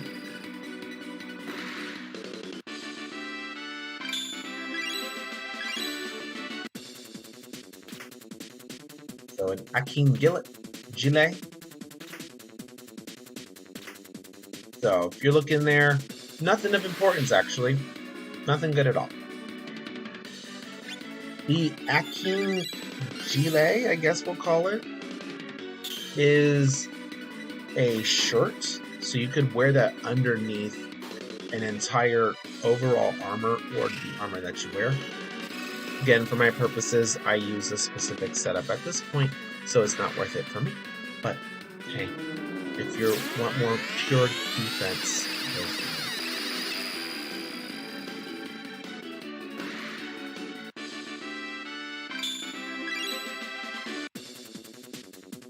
it. And yes, there are more of those rooms, so feel free to loot to your heart's content.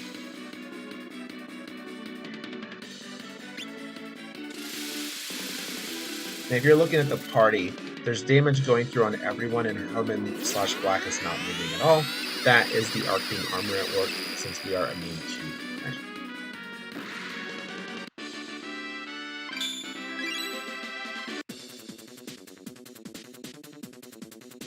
Also, this is great for me because if I get into 15 fights here, I'll be able to do more blacksmith stuff.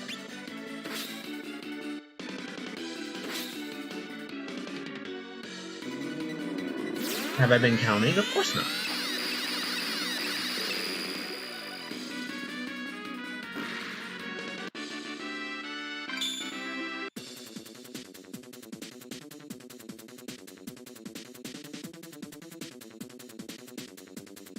This is a door. Make sure you activate it. There are 2 items here. And then there's also something inside of the mirror. So one of the items we just picked up is the Witch's Eye. The Witch's Eye is helpful. So please grab it. It is used in blacksmithing.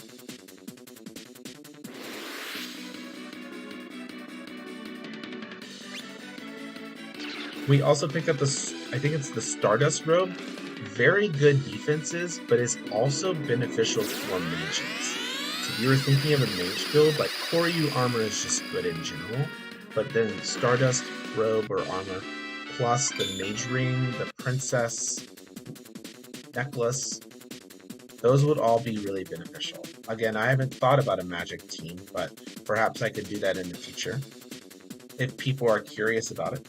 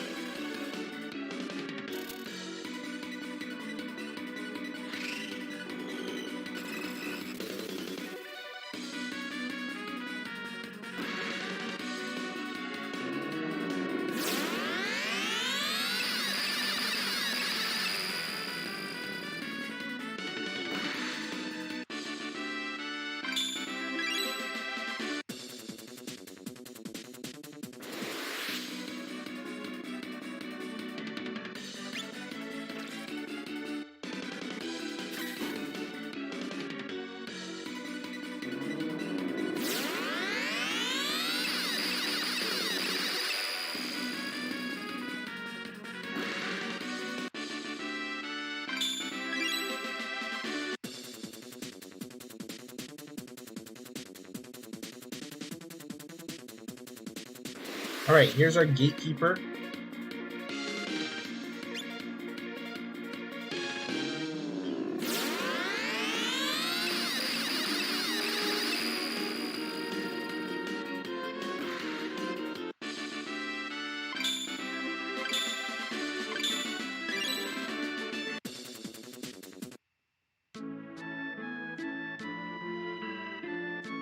We made it to Bidona Old Town. Who knew that was there? And then we can talk to each of the people and they'll let us know where they're going. So the first one is they went to Newtown.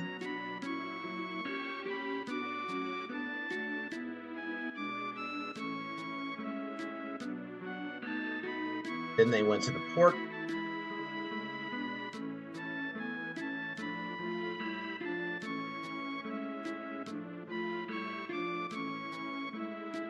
Then Maximus went to Ryblov.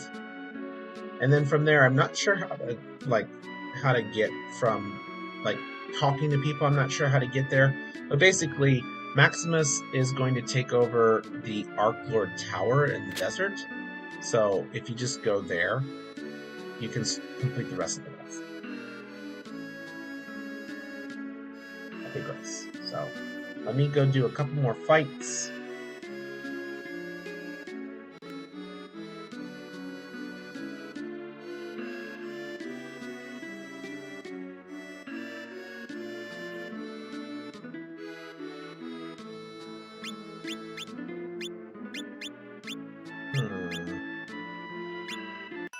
Yeah, this is fun. We'll do Phantom Race.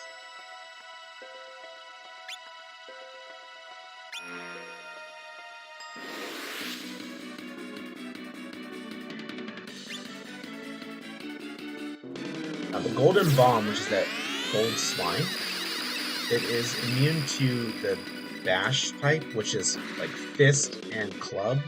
So this club is not going to do any damage.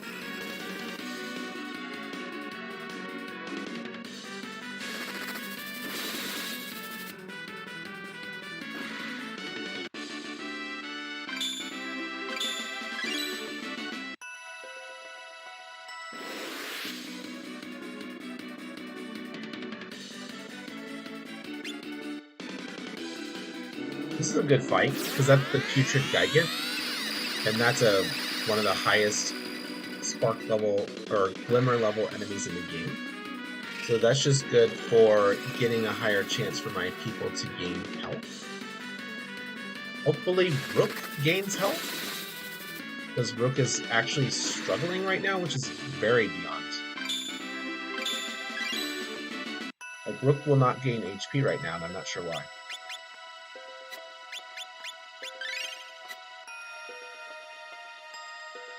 Not the end of the world, but would be nice.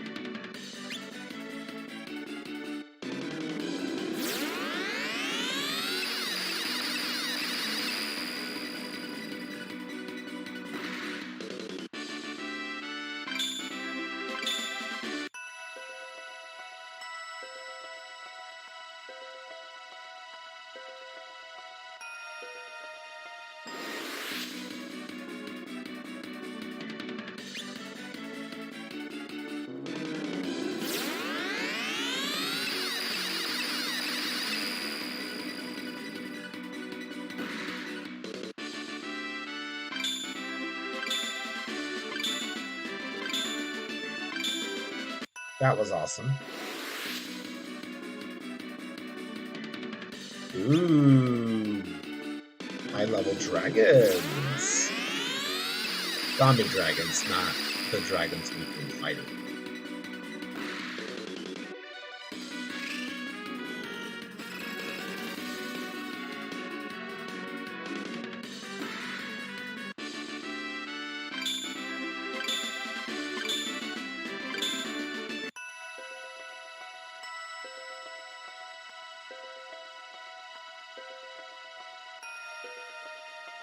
I hope that's enough.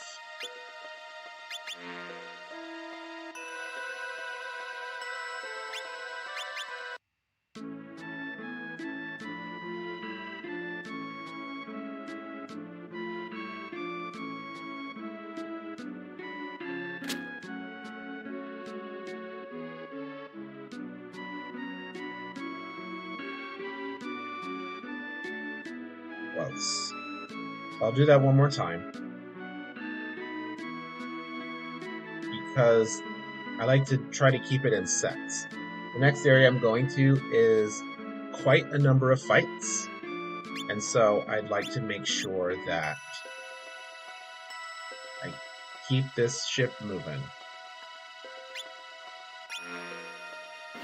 Okay, so this is the golden bomb. A little bit of a, waste of time because Minstrel's not going to do any damage, but it's okay.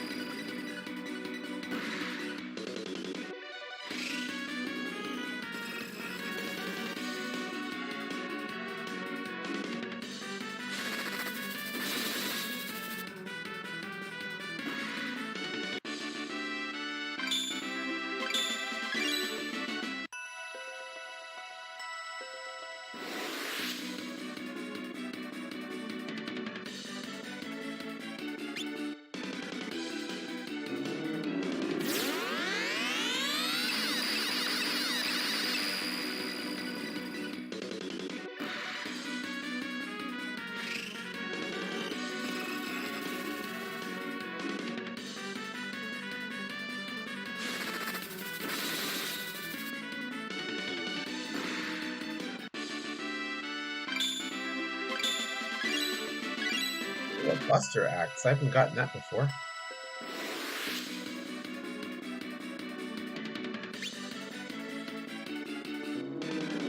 This is that almost accidental farming because there are enemy drops, but they are on different drop tables.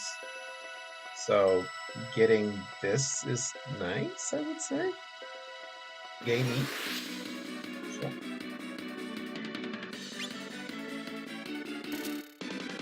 Oh, I'm out of SP. That was probably something I should have thought about. Because I've been attacking and I haven't slept in a long time. But it should still be a winning fight because everyone does a lot of damage.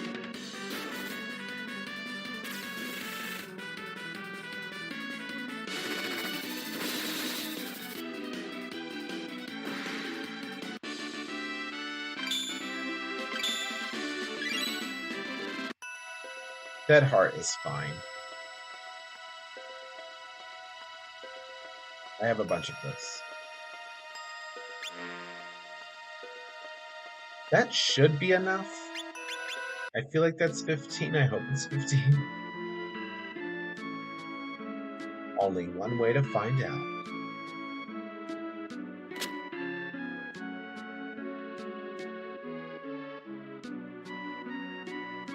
Okay.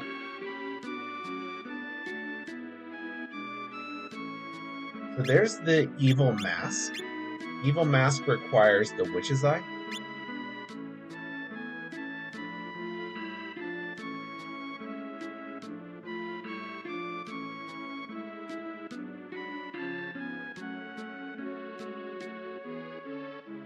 And then the Evil Eye also requires a Witch's Eye. There is a second one. I do not remember where it is, but I know there's a second one.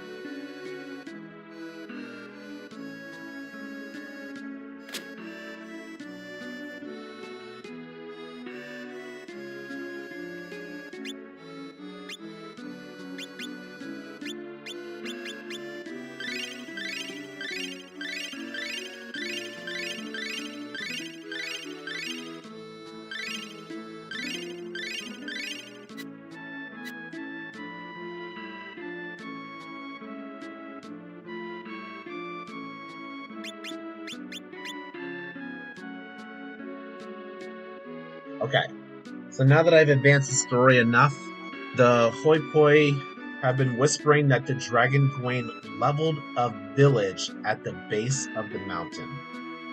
What do they mean? They're saying that Gawain, the dragon who helped us, leveled a village? Oh, like a village. Which village? Leveled it? Why? What happened? So now, our next part.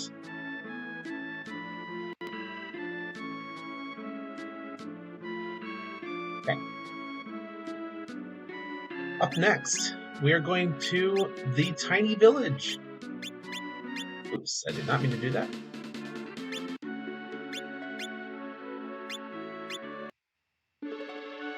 Look at that. There are dragon footsteps in the village. And if you check your adventure log, yes, it's true. So a dragon did level the village. We should go talk to this dragon. See what's up. So again, the reason why we wanted to make sure is because now I'm going to get my 15 fights as I go back down to Gawain's lair. Yes, that's right. We're going to see Gawain again.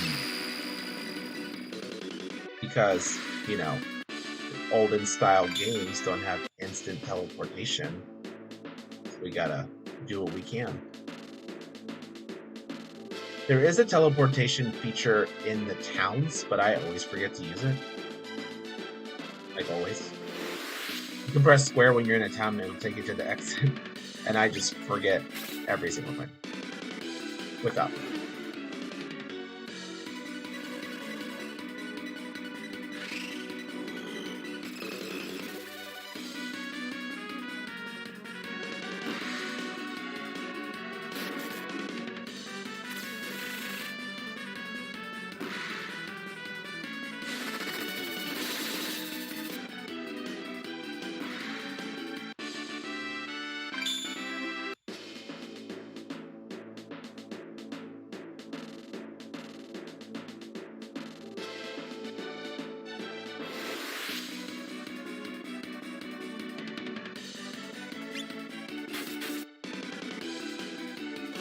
I am counting this time though, so I'll know before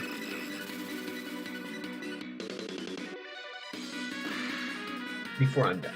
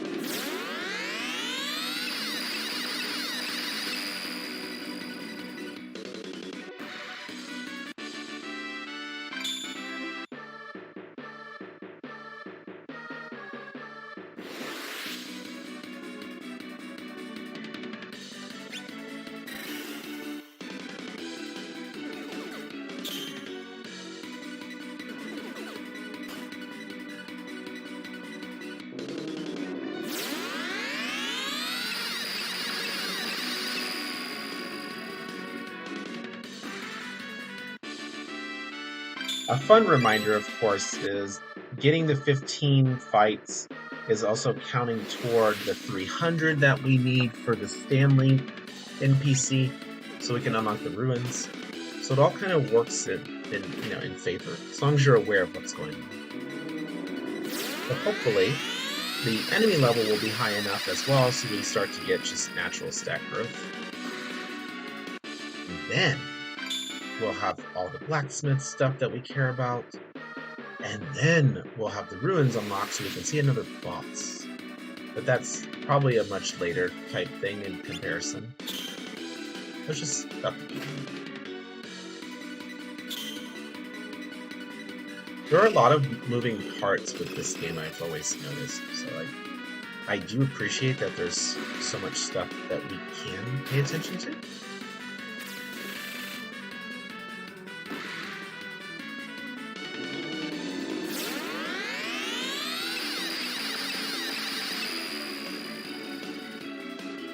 And we're not even doing the merchant side quest, which would definitely have you doing some creative. I would call it gambling, creative gambling. And there's definitely some fun things to do, that's for sure.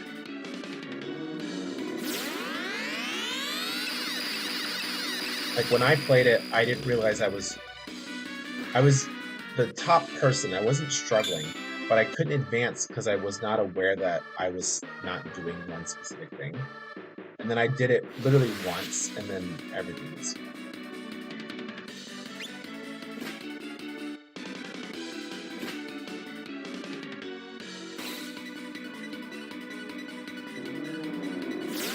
And of course, through my talking, I actually lost count, so we'll just cross our fingers.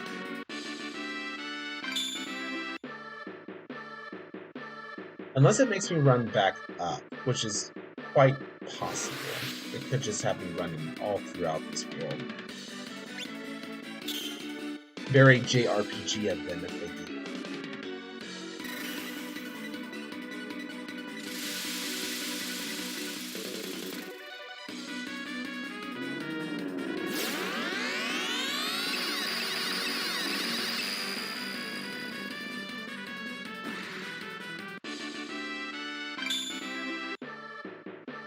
The fact that Ward just gained SP is insane, considering how high that SP is going. And Ward, that was your chance to ward that gaze. Come on, sir. We'll get there eventually. Because listen, the moment that a gaze sparks or glimmers, I will absolutely going to try to force that. Now you can't force a mastery, as if you watched me in the last video try to master Ellen's martial art. It did take a while. Sometimes it can take a while, it just depends.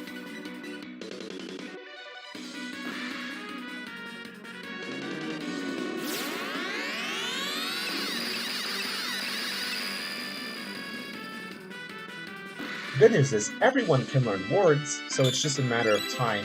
Either you get lots of people who learn it, and then they can master it easily because any of them can dodge, or one person, and then they rather quickly or instantaneously learn it, and then everyone can use it.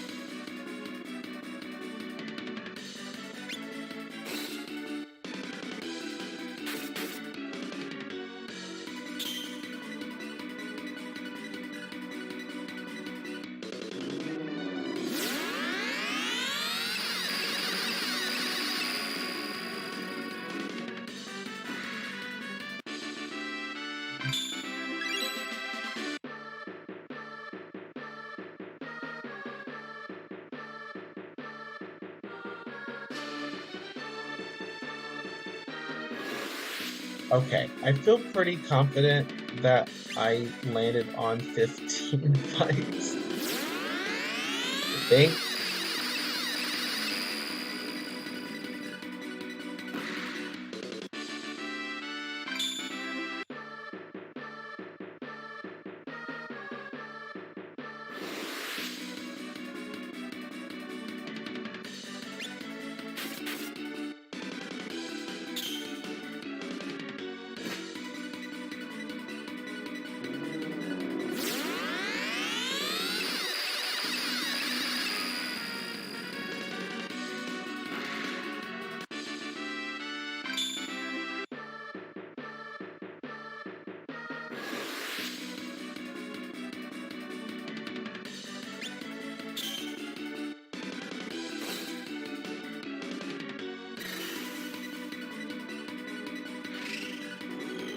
Alright, I'm good.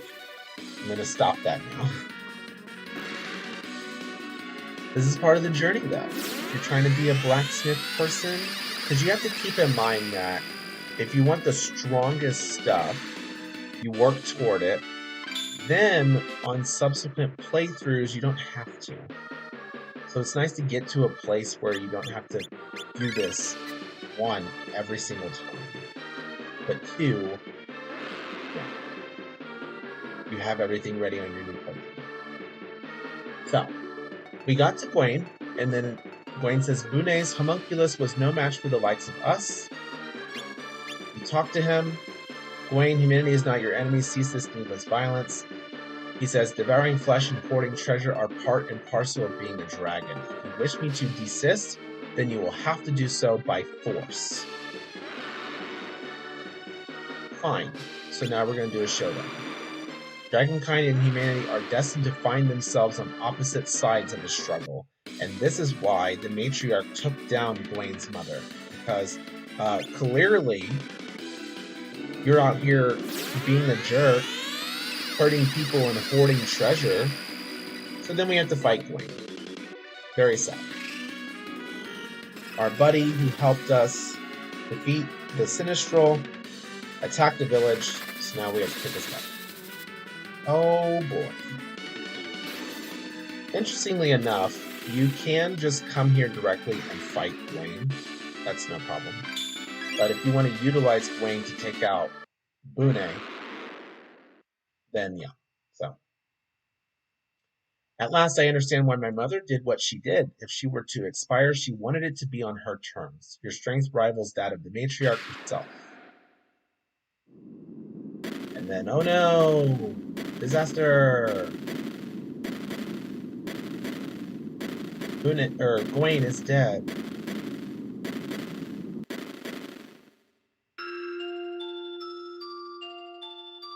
Very sad. But you can take out Gwaine before fighting Bune. That's completely fine. You won't get the adventure log mark. So doing all of that was to get the adventure log mark. Good news, both Bune and Gwaine give a dragon scale. So when you get to the dragon scale items, this is how you're able to obtain those.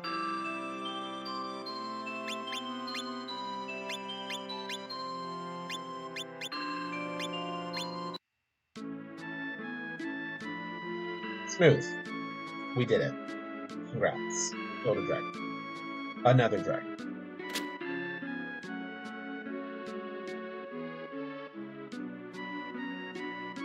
Yay! I did 15 fights. So the evil mask has been created, and then we're getting closer. I can feel it. So we're going to do padded gi now, which requires the Budo gi.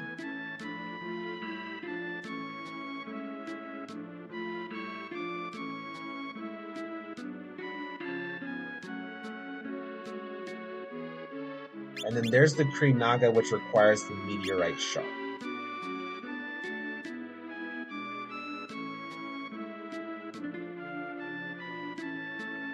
So the next idea in this, because I don't remember what's after the Kree Naga, like I don't know what weapon comes up next, so I'm not sure what I will need.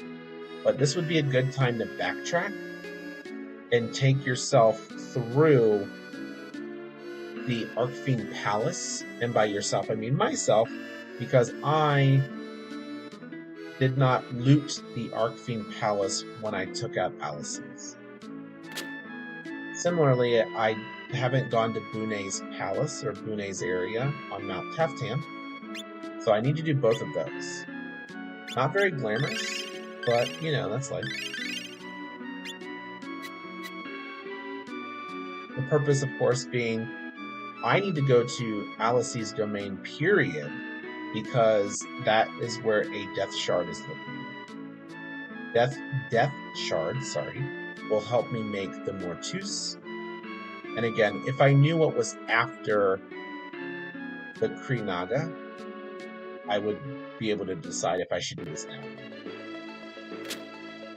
But it's all good, no problem. We're just going to run ourselves through. So what I need to do is actually check and see. I think there's a... I believe there is a death prayer, but prior to getting to the actual Arcane Palace. I don't remember, so we'll just do some checking. Basically what I'm doing here is I'm looking to see if there are any treasure chests that are closed. And of course all the enemies are gone because we took out the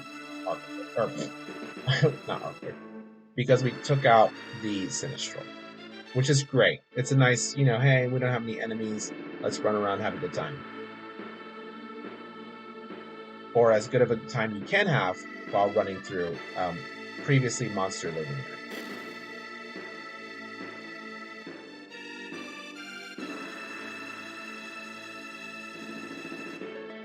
I don't remember if this is a roundabout.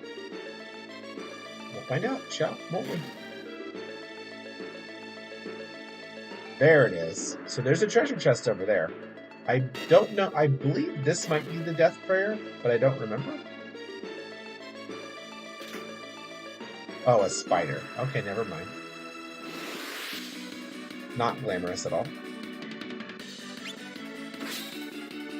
We are finding harder enemies, though, which makes me happy.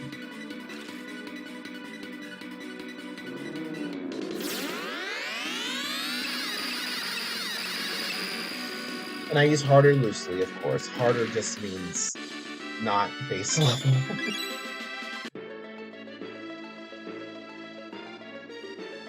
I wish I remembered where the death prayer is. But it's okay.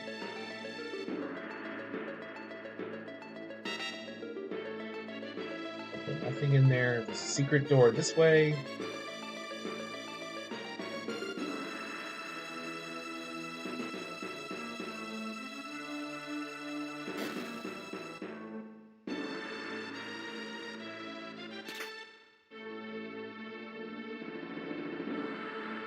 Glory be to death, for it is a bliss like none other. In it we find paradise. That is the death prayer. What does that mean? Shrug. Now we're headed into the true Arcane Palace, because that's where the loot is.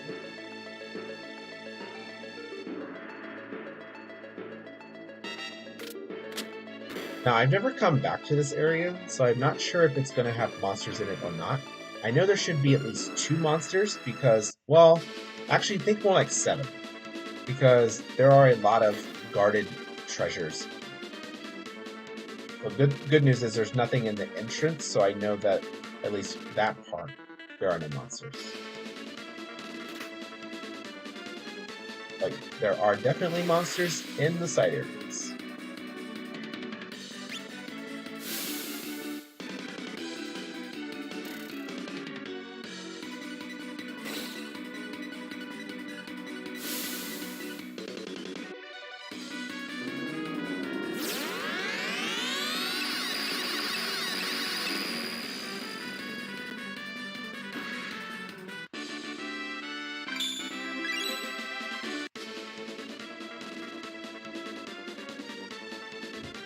So now what we get to do is a fun little, this area, the left and the up, it eventually loops back around.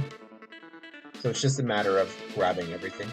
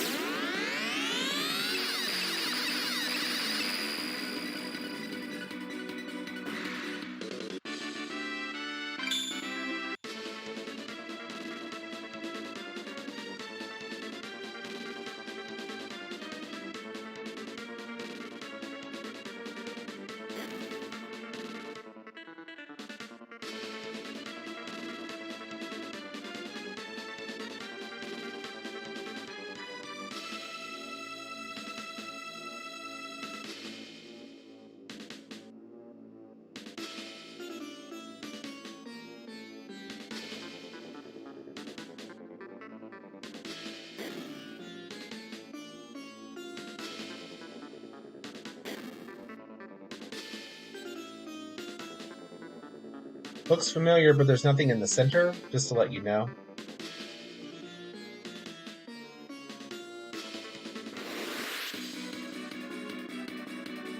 So in the original room, there's a crystal. So when you get to areas like that, that's how you know. Am I really in the same spot? No, you're not.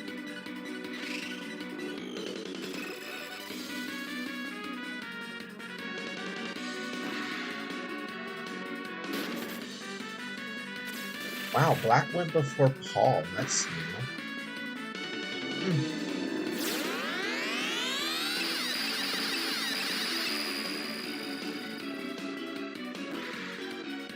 There are, you'll see them, of course. There are some forced encounters that are pretty interesting.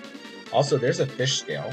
So that would be 3 fish scales just from treasure chests, which I think is very interesting.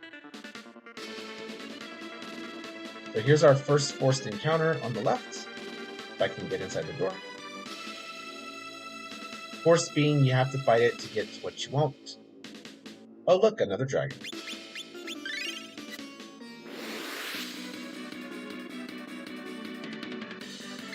So we have a Tempest dragon now.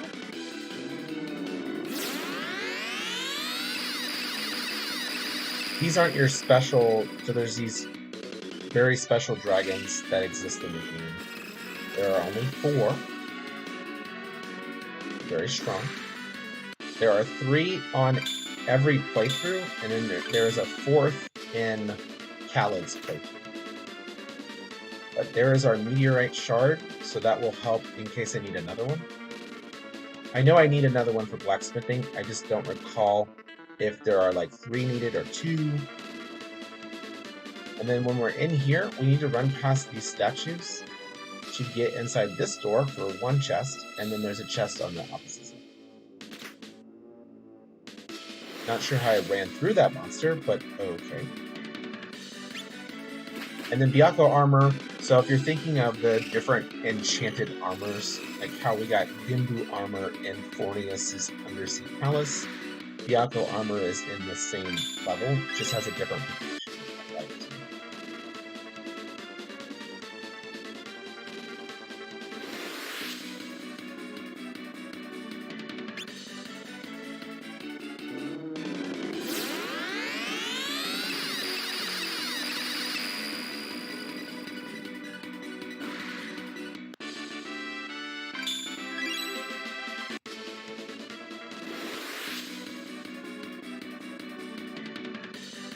Whoa.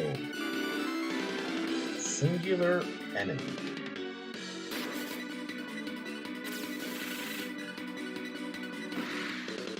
I like that. Anytime it's just one, I'm like, yes, let's go.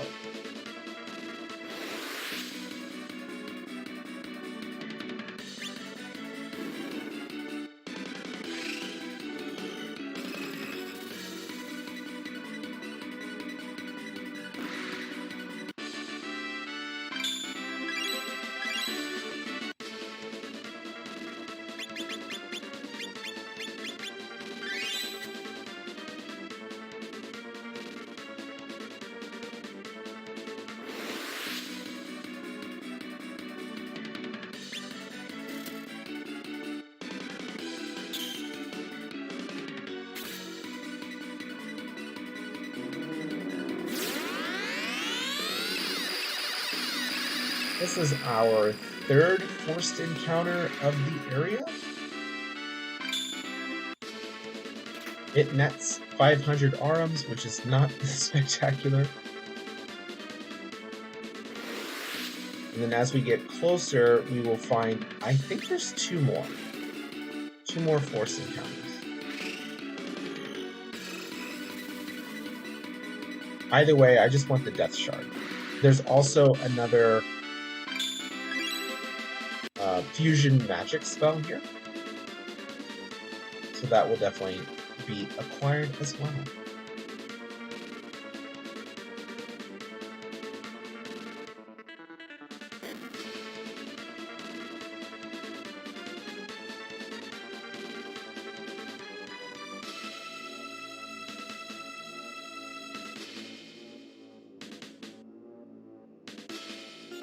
I believe I'm going the right way, so I might have to run back. Yes. Okay, let me run back.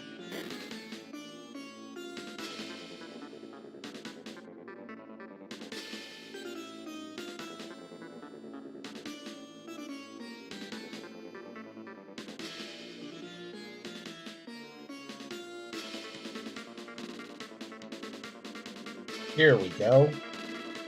Forced encounter number. Oops, I meant to say first, but that's okay. This is a tougher enemy, and this is Red Dragon. They do a lot of damage, as you see. But this is why I'm grateful that we've done that early game grinding, because if I was using my low level party or my low HP party to hunt down this stuff, I definitely would die to some of these monsters. Also, enemy will come back later.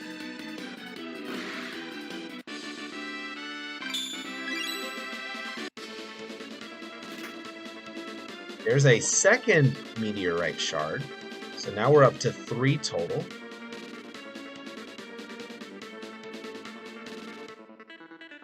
I swear this area has a death shard.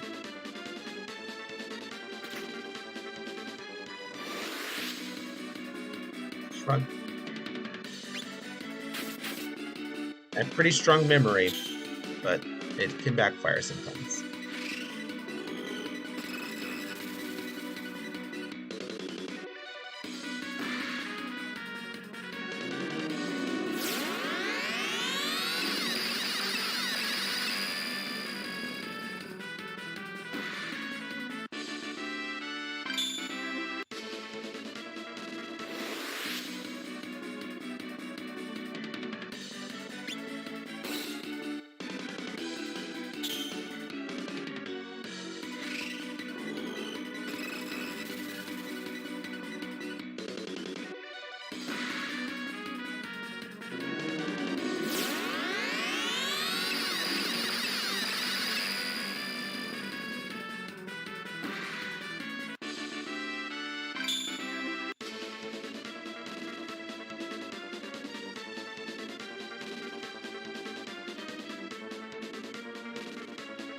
Okay, now we can head to the left.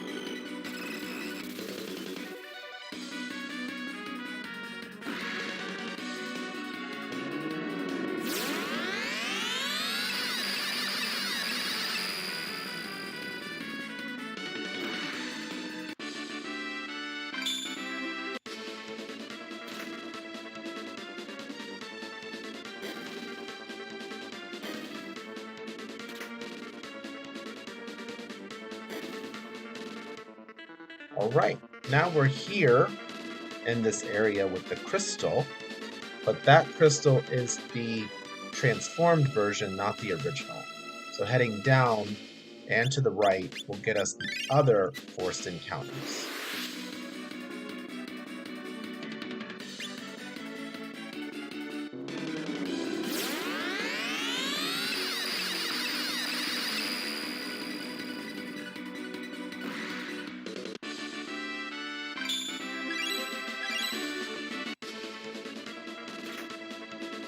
Wondrous Bangle, and then this is the Sacred Scroll Fusion Spell. Yay. So here's the next formation.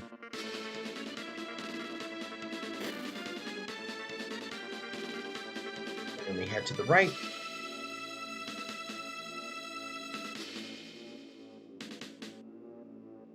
Oh look, a giant.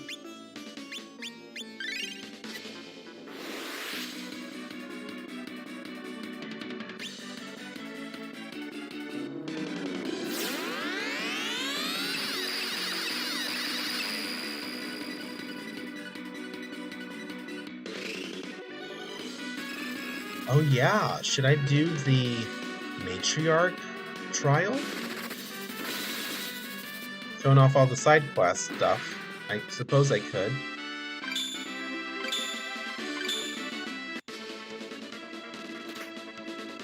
Okay, so it's 3 meteorite shards.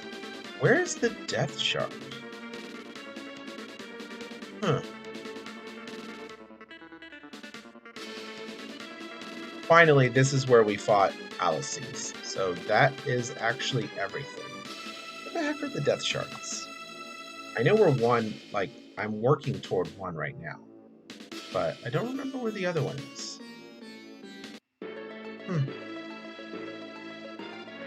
Maybe it's inside of... Well, okay. I know where 2 death shards are located. I'm thinking of the third. I thought there was one inside of a sinistral area. I haven't done Fire Fortress, and I have not done... Or I haven't gone to Bune's Fortress. Mount Tafkin. So that's what's on my mind right now.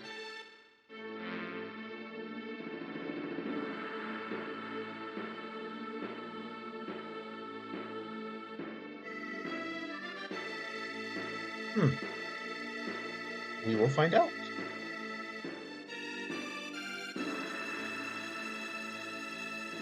Now I have plenty of meteorite shards to do whatever I need to do. So I will make some... Definitely make the Kree knife.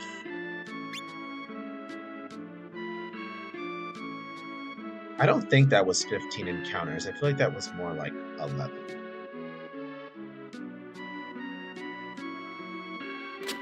But there's only one way to find out. Sweet. That was enough. Okay, there's the Ignis Shield. Ignis Shield requires Ignis Leather. So I will go grab that as well.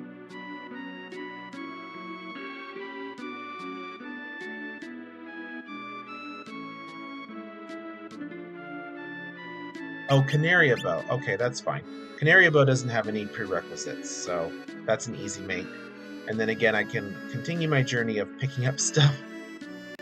I definitely need to get the other Witch's Eye, and I also need to get the Death Shard for the Mortus. Quick scan to see if I have a spare Ignis Leather. I don't remember if I do.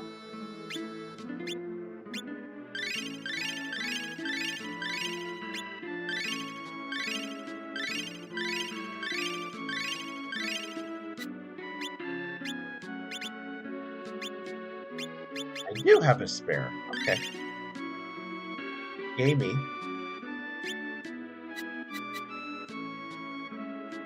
So that will be my next blacksmith creation.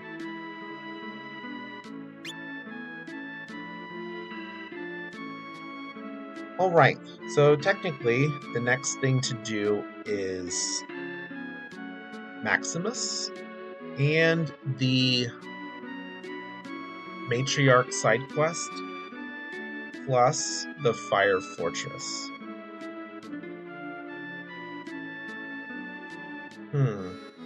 There's one more thing I can do. Actually, there's 2. So let's go do some more side stuff. I'm just not wanting to initiate the final part of the game just yet. So we're going to go to the Rotten Sea. Welcome to the Rotten Sea Ruins. Maybe there's a Death Shard here, but I don't think so. I know the Wilgard is here, and so is the Trollstone. So in this area, which is from talking to the center elephant area inside of Lashkita, we learned that their group of people used to be, in this rotten sea.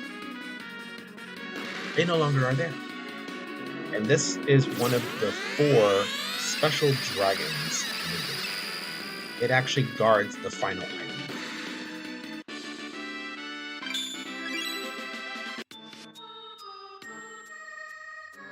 I'm just making sure I collect the treasure just because I don't remember where the death shard is located, but also get the 15 fights. So I will have to run back through this area, so I'm not worried about getting into fights to start. I just need to make sure I get into the fights when I'm in.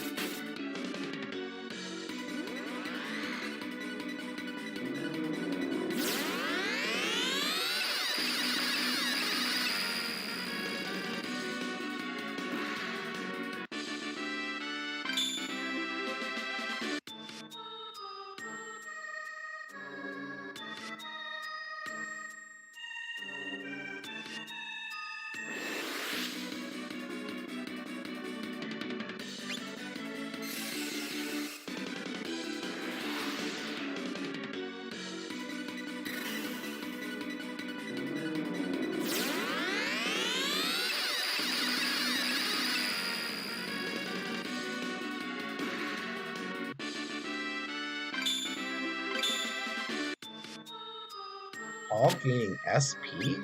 I have to do a quick check.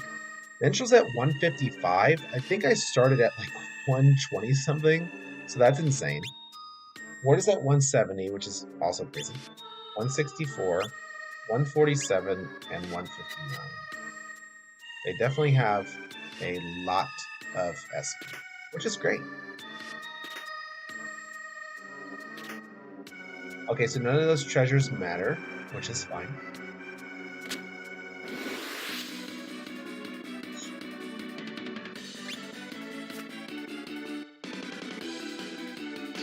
So now, Rotten Sea, Ruins, a lot of treasure. Again, reminder, if this is you playing the game and you're trying to collect all the stuff, eventually you'll figure out what works best for you.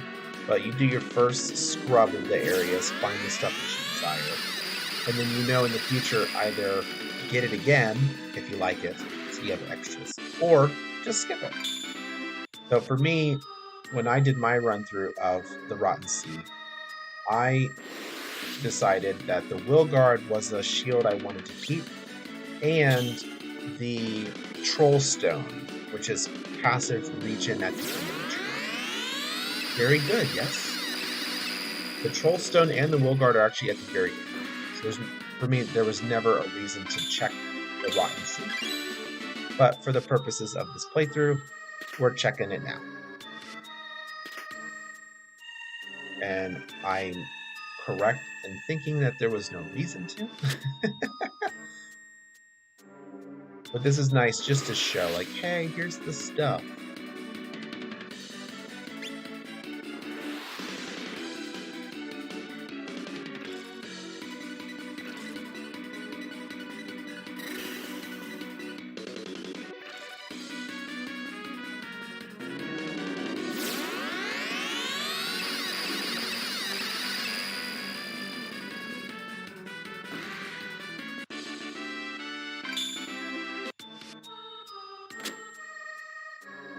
And now we go downstairs, so we can explore more of the area.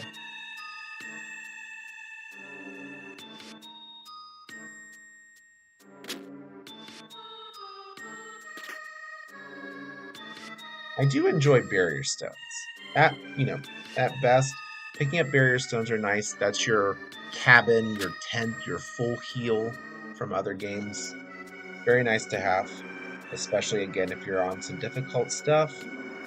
Barrier stone before a fight, everyone's happy.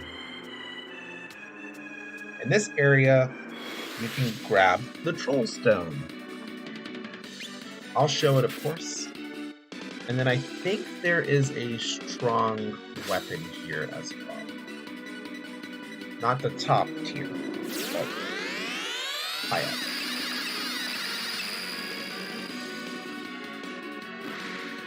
I'm trying to even remember what it could be. Might be the Francesca.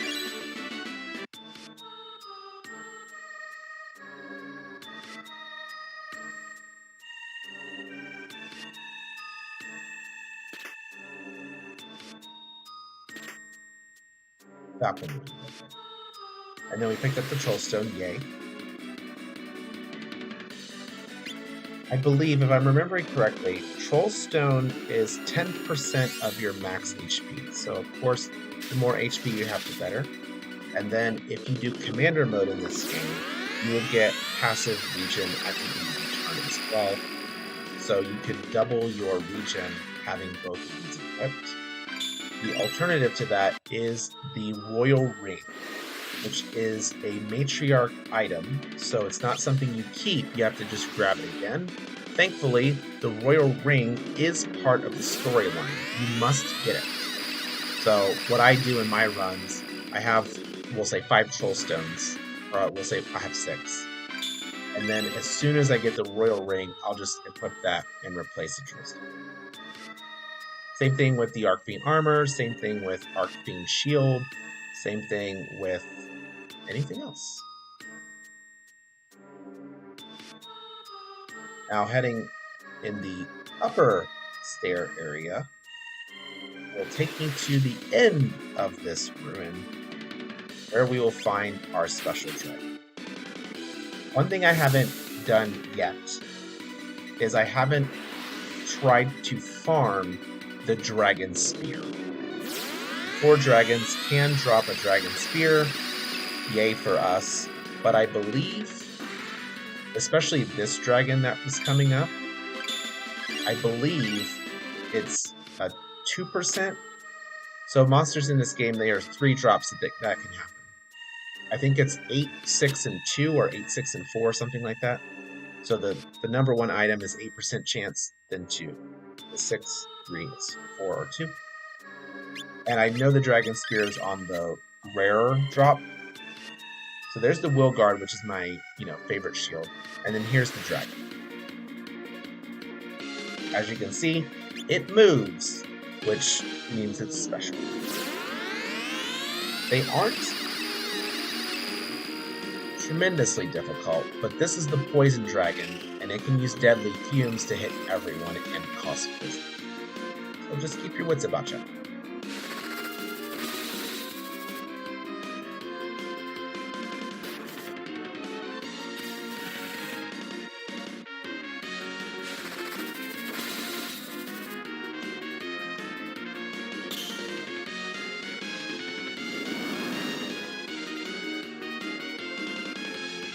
Lots of damage.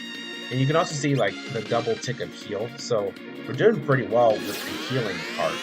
It's just getting more health over time, so when those big attacks come, it's not as devastating.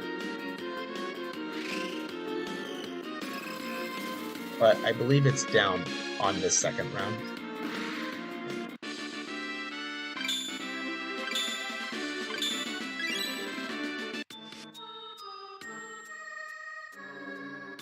And that's the game.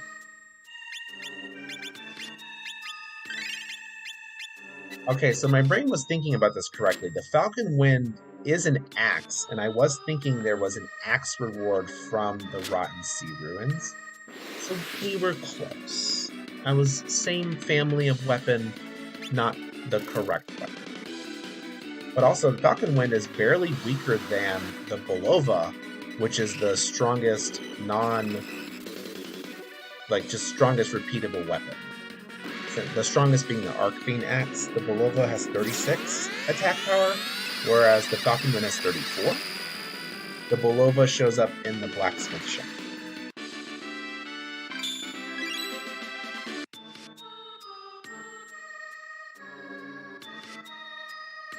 Once again, I have lost count of how many fights I've done.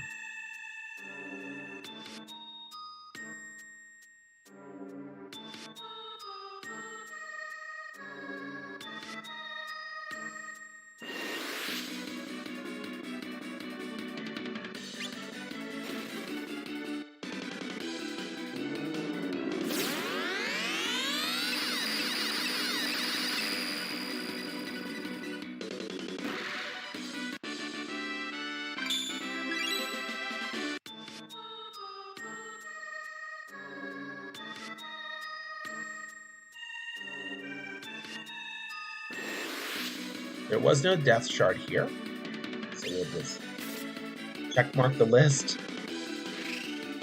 So, for awareness, the ruins I was talking about that has a death shard.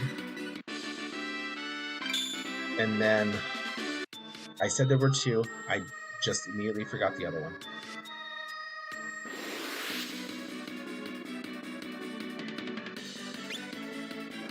There might be a death shard in Castle Leonid.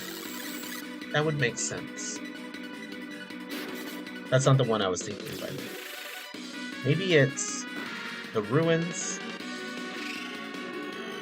Mount Taftan, Castle Leonid. Maybe.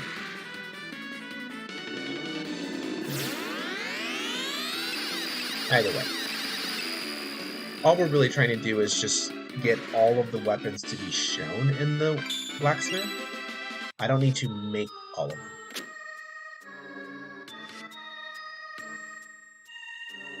Because it also makes me wonder, oh, the other death shard would be in the Phantom Maze. Phantom Maze has that as a reward before you fight the final boss. The final optional boss. Almost took Paul out. Woo! Jerks. Strong damage. So, I know for a fact the death shard is in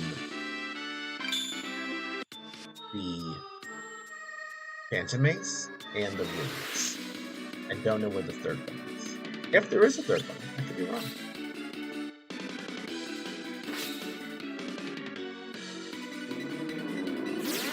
Those two should be fine enough. Like, worst case scenario, I need to use one. Then I know where to find it. Which is great. I love that. You know what? There could have been a death shard inside of Zelnam where I found the Arcfiend armor. To the right of that, there were 3 chests. That could have been a death shard as well. Never know. I didn't go exploring. But also, please note, I'm not going to do exploring after this. This is just to show, like, what the game has. I'm not going to do a full, like, loot everything run going forward.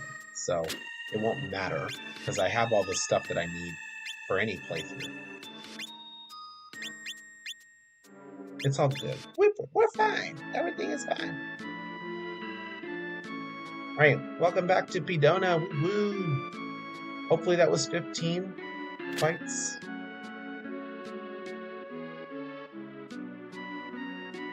Probably not. Oh, it was? Alright, yay me. So we made the Kree knife, and now we're on to the good stuff. So the power gloves don't have any prerequisite. The Sterling shield doesn't either. I don't think the nightcap does. Okay.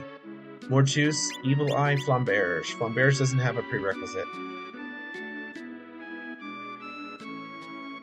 Slowly getting all the merchants to appear. There are actually 4 merchants in total. I have 3 of them.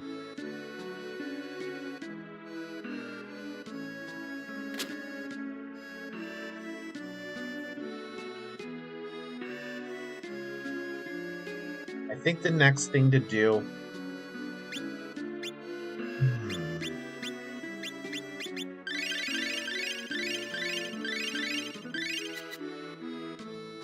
I vote for the next dragon. Lots of fights there, so give me a moment. We will take a quick break, and I will go to the next area. We'll do something cool.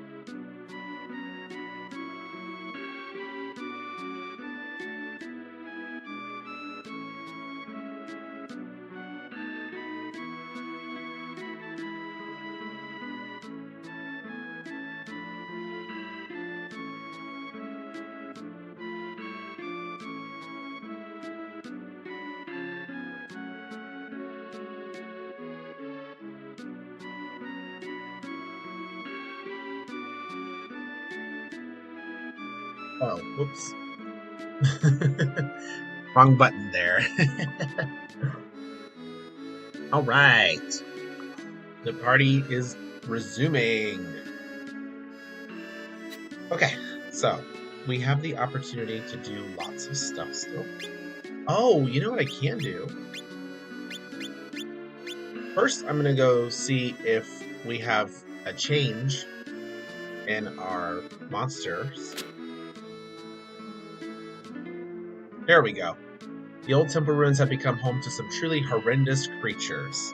So now the ruins are available. I have fought 300 battles. Crazy. So right here, temple ruins. Yay! Also, if we go this way and get here. Oh, it didn't happen. Oh, have I met the professor? I don't think I met the professor. Yes. Let's do some more side stuff.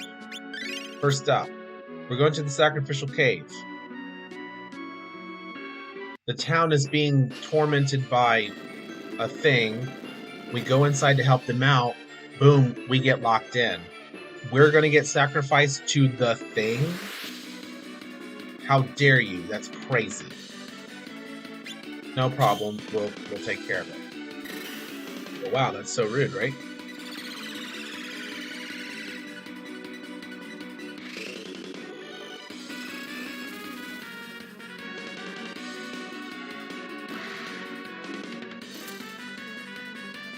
Also, I forgot to rest again. So now I'll take advantage of the barrier stone. Or I could just use one of my mind salts. That's fine. Mind salts will heal all. Actually, we got some not great SP overall. Let's just use the barrier stone. Bam. Now if you look, everyone's back to normal. Yay us.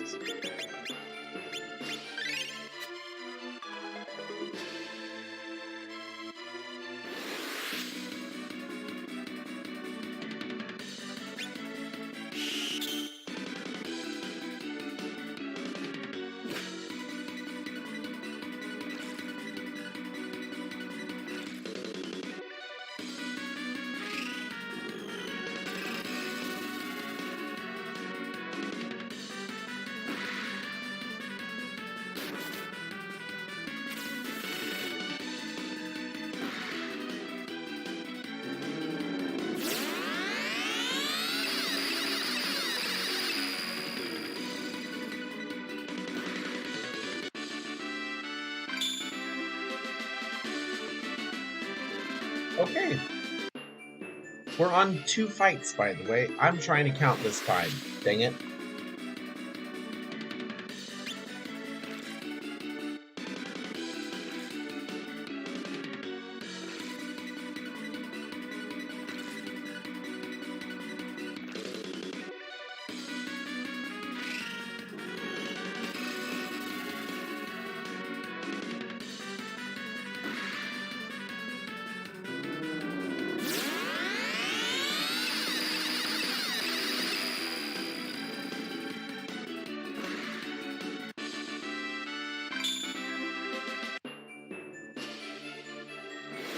So in the lore, which is something I started a long time ago, in the lore, we went to Kirdland, which is where Paul is from.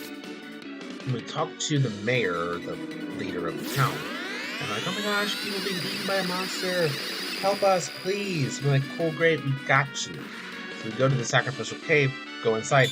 Boom, he's like, well, at least we'll be safe now, because he's going to eat you. Ha ha ha ha ha. And we're like, whoa, that's crazy. Why would you do such a thing? You're such a jerk. Now we have to go deal with the monster, or whatever's eating people. A little bit crazy, just a little bit.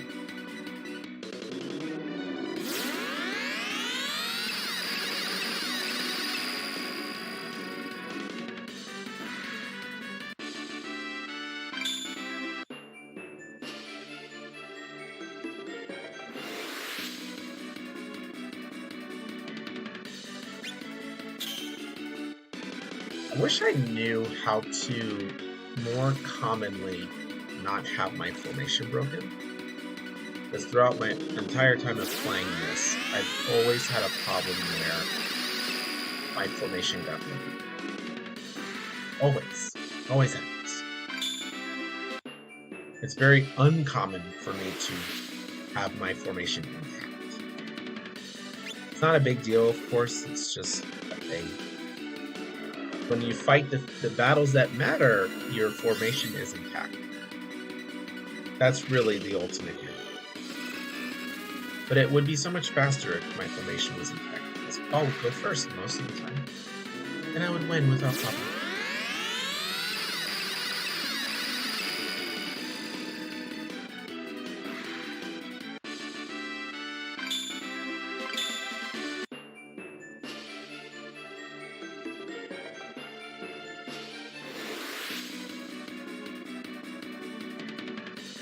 And also, it's not like these monsters are hard.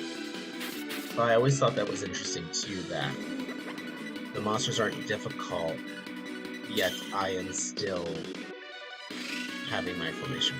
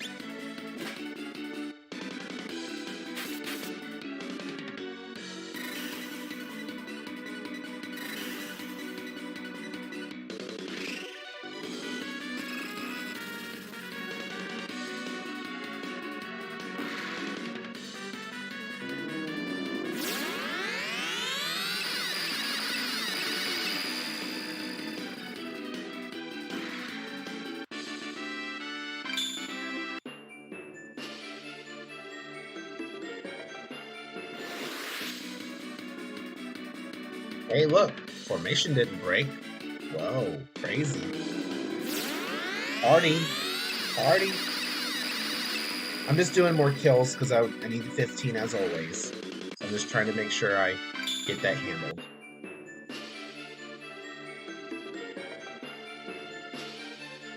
I have considered switching around my skills, but I'm just going to keep it consistent. The less I change, the better off I'll be. So I'm just going to leave that alone.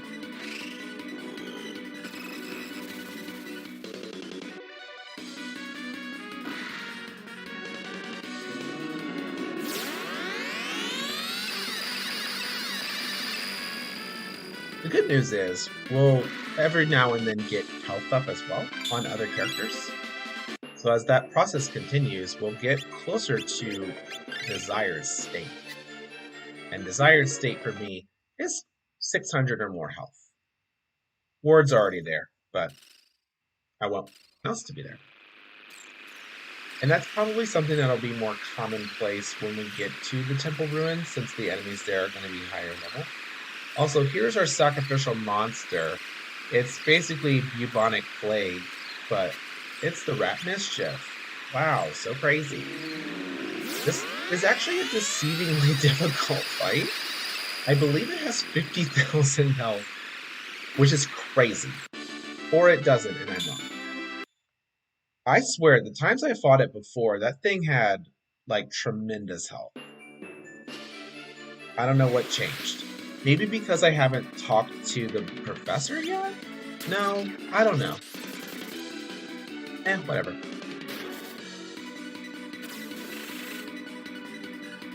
We have not met the professor in this file. There is a side quest type fight through the professor. There are actually two, technically. There's one side quest with monster help where you capture 5 of her pets. Then she tells you that she had a 6th pet that she made for the King of Zweig, but it got loose. I know that the monster in this cave is the 6th one because she talks about it being a rat. But what I don't know is how to connect the two. It's like, how would we know that it's a rat to inform her we found it without killing it first? But if you kill it, then she'll just be like, "Oh no, you killed my rat. Thank you," because she didn't want it anymore. It's a a monstrous creation. The other ones, you capture them and return them to her. So whatever.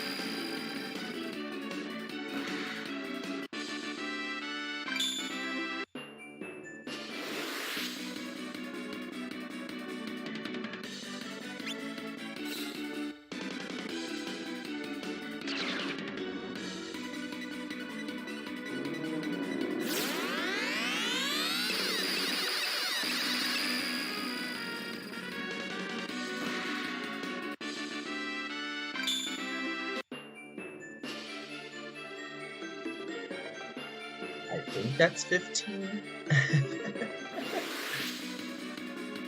The jury's out once again. But also, for having defeated this many enemies, the battle rank is not as high as I thought it would be. So that's kind of a bummer. But the ultimate test is actually the stationary enemy inside of the temple. That is the one that will let me know.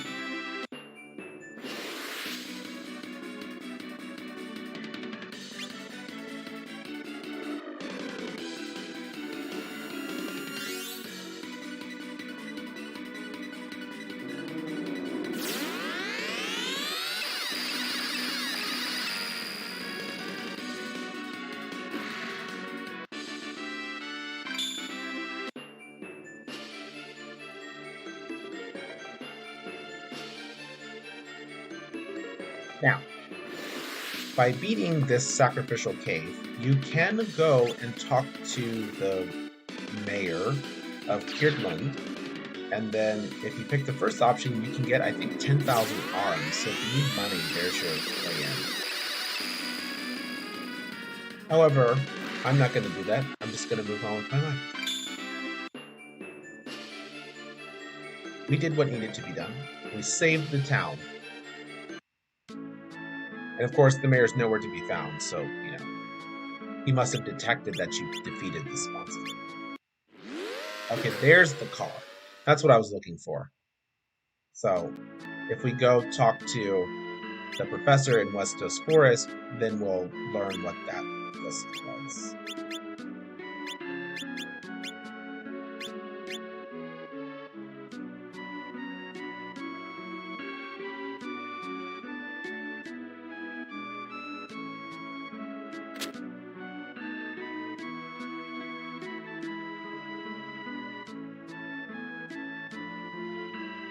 Oh, the power gloves are mine.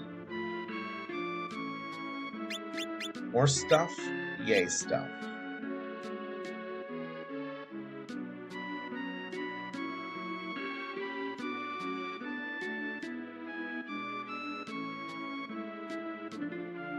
Where's the Bolova, I wonder? Let's Lance needs a partisan, I think. Yep. Okay, one moment. Let's go get our partisan. Blitz Lance is the second strongest lance, the strongest being the Dragon Spear.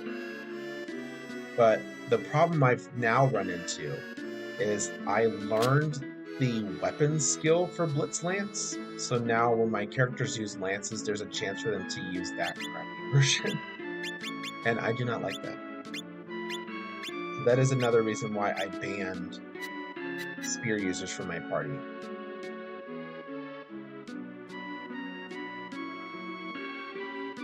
There is no partisan in my bank. I believe, we'll find out, the partisan is a blacksmith creation. If not, I can get another. But I swear it's in here.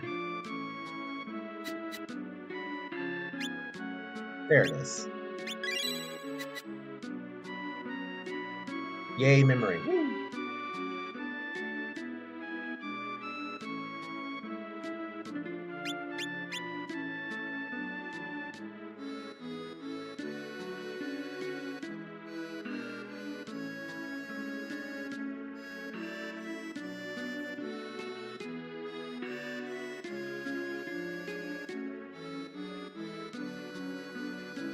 All right. Now that the blacksmith is ready to go once again, we will do our next side item. Like everything is a side quest, basically. So up next, we are going into Lance, which is where the matriarch family is located. Before we talk to them, we are going to talk about the Aurora. The sky should be perfect for the Aurora. If you go into the adventure log, it explains what to do. But in short, we just have to go out to the world map and hit square to open the actual world, and then wait for the Aurora to happen. And it can pass over you, so once the Aurora shift happens, then you want to go in.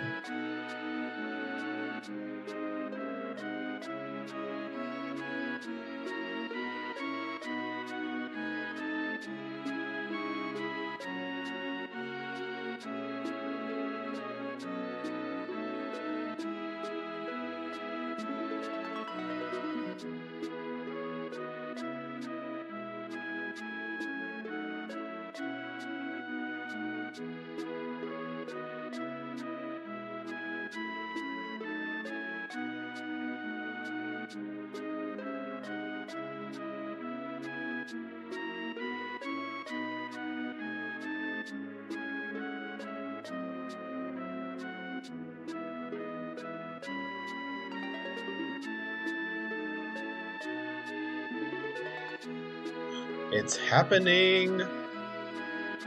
Something's happening!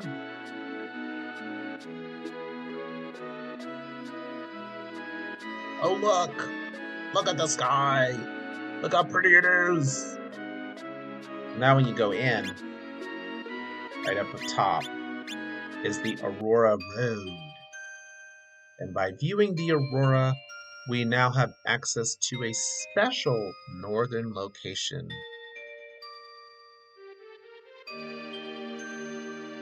Very pretty. I love this this is probably the prettiest thing that the game has. It's very wonderful.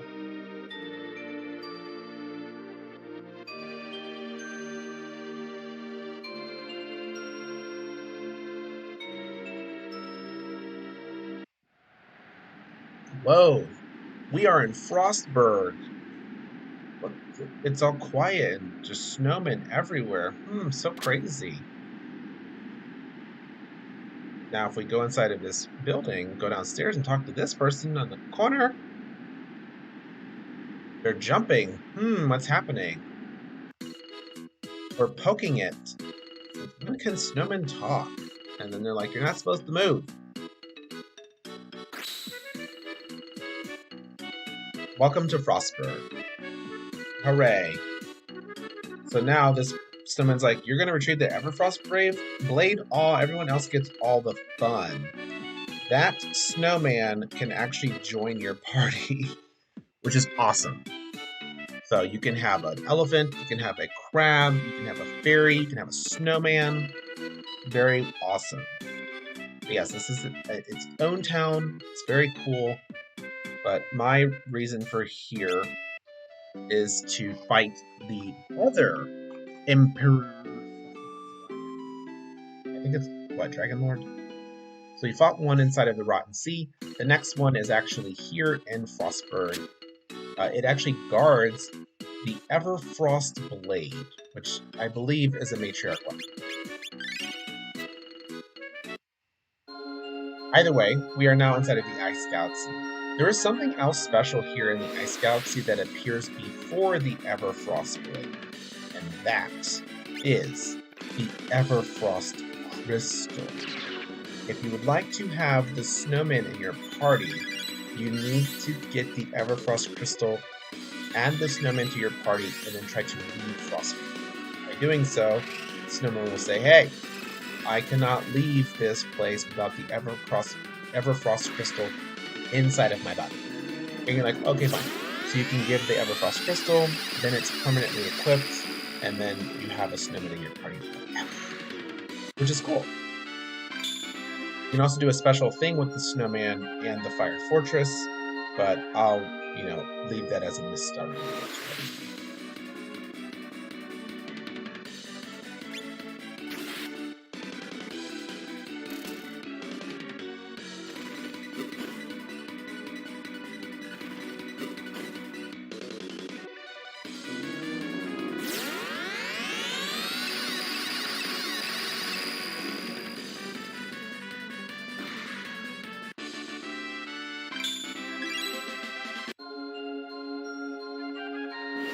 So now's a good time to just do some antics with these Cyclops.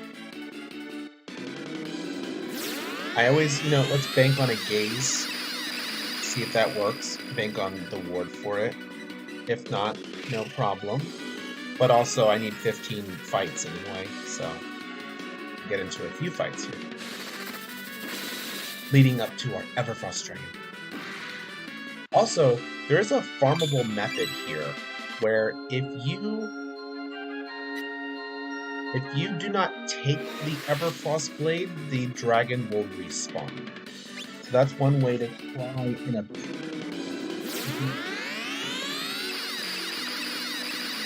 Dragon Spear. And this is the only farmable dragon.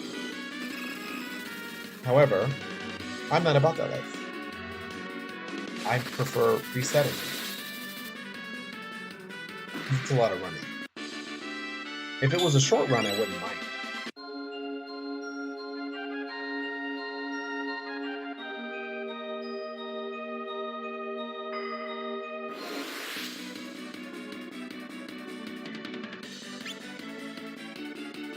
What would be super cool is if the Dragon Lords were available in the Phantom Maze. Because then you just go in and out. It'd be great.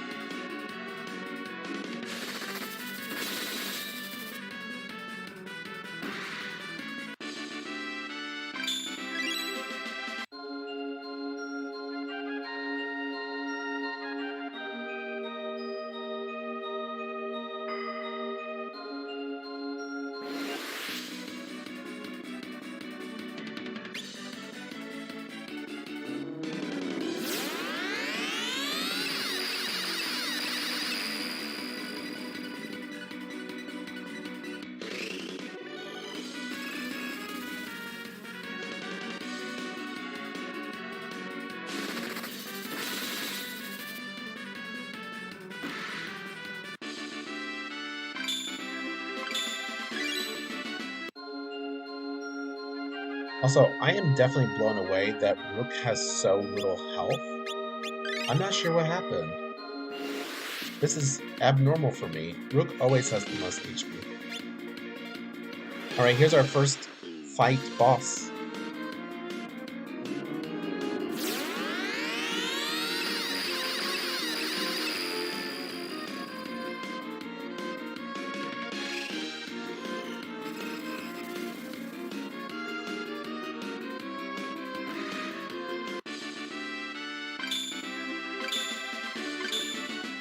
And then if you keep your wits about you, you'll see this person on the side. And then boom. Oh, what was that? No one knows. It's the Everfrost Crystal.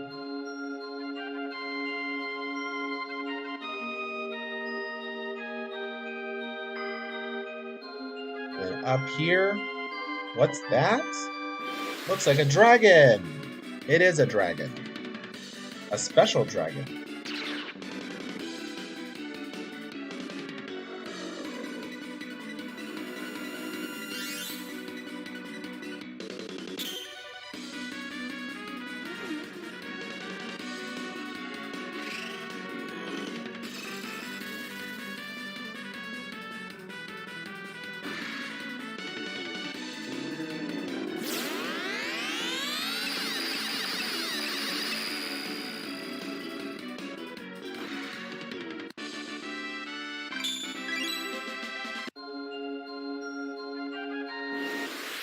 right, here we go. Another Dragon Lord. It moves. It's like the other, except this is the Ice Dragon. Wow, crazy. Wow, who knew?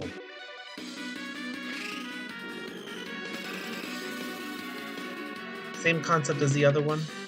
Nasty attack. Obviously, you would like to, survive that.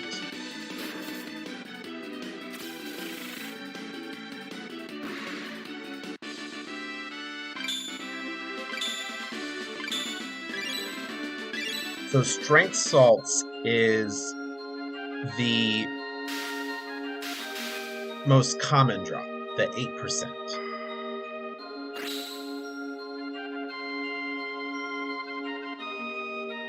So we just got the Everfrost Blade. It is the strongest great sword in the game, and it has a special feature. Its feature is it has an ice aura, so if an enemy touches you physically, you will counterattack, but you will lose your turn.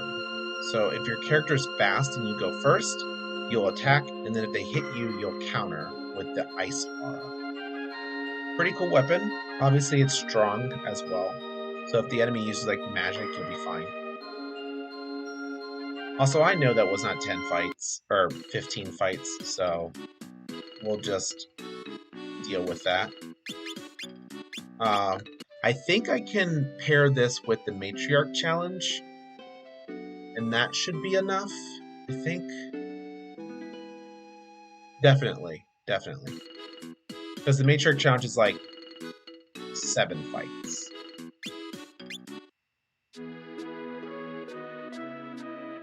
Oh, let me talk to the Matriarch family first before we try. So what happens is, inside of the mausoleum, there are 3 trials, and only, the saviors are allowed to try it.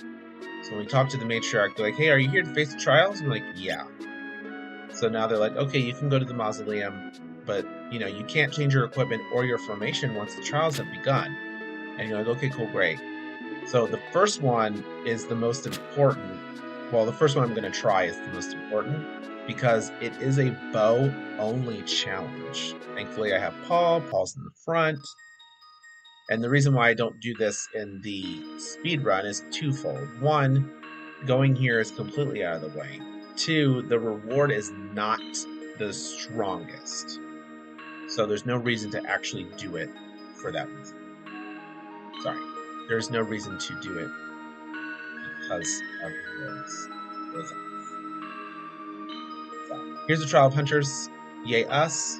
So you come in here, and then it's 3 rounds of fights where they're like, hey, show me what you can do with a bow. Like, okay, great. So you want to be able to hit this person with a guaranteed attack because they have very high evade. Millionaire is a pretty good way of hitting people. Millionaire has a very high accuracy. And you will know that you hit the person because when you shoot the bow, if they're glowing, you got it. If they're not glowing, you know that you missed. And I think you have like 3 chances to hit. Something like that. But anyway, it should be pretty clean. Thankfully, Paul's in the front, so Paul will guarantee to go first. And then, we're just banking on Millionaire landing.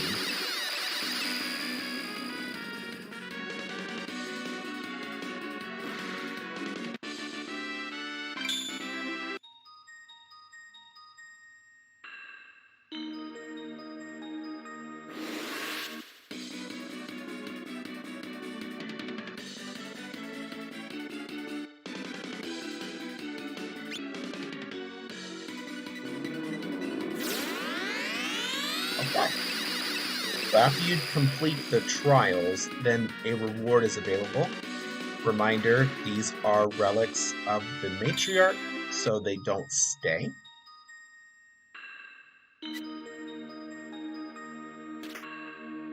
So we got the fairy bow. Pretty cool. Has no downside, so it's a good bow to have. But I'm a Mortus kind of person, and that's what I'm going to stick with. So that's the Trial of Hunters. Yay for us. On the other side, I think that's the Trial of Royals, maybe?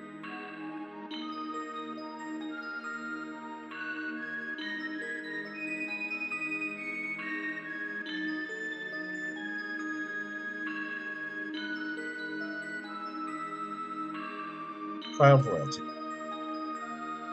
So you can do a long route or a short route. For me, I choose the short route because it's just 3 fights. Hey, remember that thing that was going to make a return? Oh yeah, there's a red dragon. Wow, it's back. Guess what? It actually comes back one more time in this kind of entire game playthrough. So, yay us.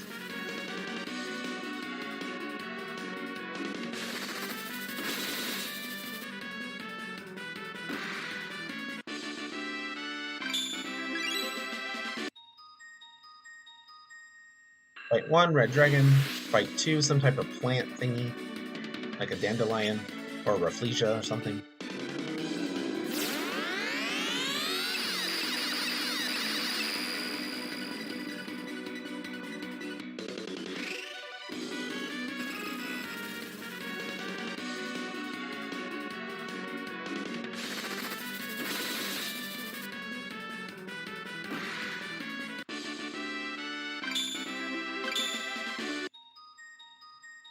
And then a giant, because why not?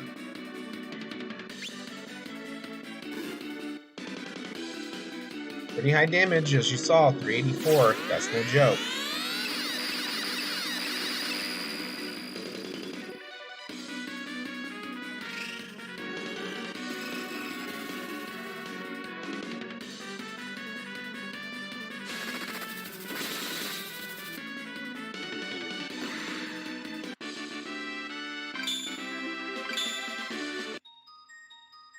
And after that trial, we will get another matriarch item, the matriarch's helm, which is actually really good. I do like the matriarch's helm, but because my setup is for just killing stuff, I don't use it anymore. It's a very good item. Then finally you can run into the middle, talk to this little thing, it moves up. Whoa, that's crazy. And then our third trial is here. The Trial of Hardship. So this is part 1. So this person is going to test our life force, is going to attack only with LP draining attacks, but if we're faster than it, we can just kill it before it does that. This is stuff like life steal and stuff. So our goal here is just to defeat it. That way we don't lose any LP.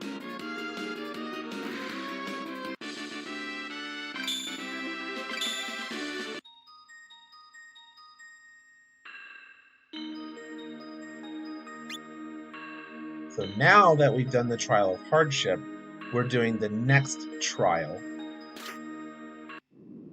which I think is like the Trial of Charm or something like that.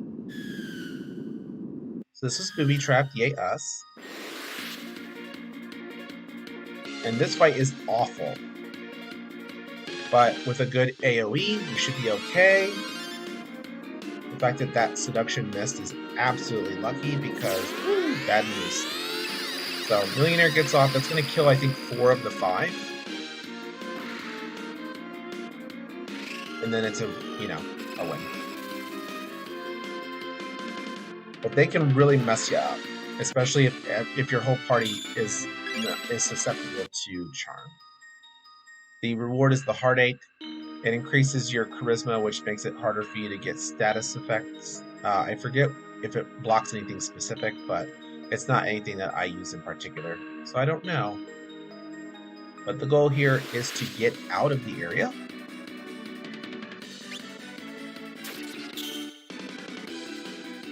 What are we at? We did 3 on the shortcut, 3 on the other side. We did 8, 2 more here, plus 9. So this is definitely enough for us to get the blacksmith.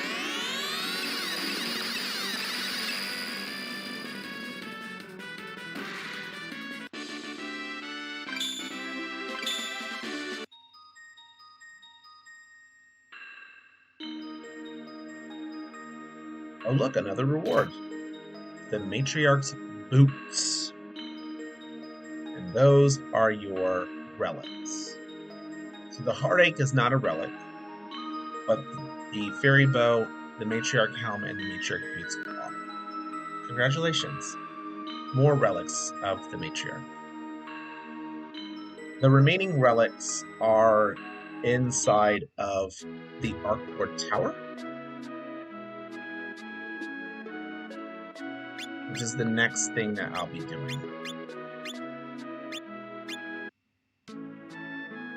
So right now the list is, we have the Arcboard Tower, blacksmithing, and the temple ruins as extras. And then of course we have the Fire Fortress as our list.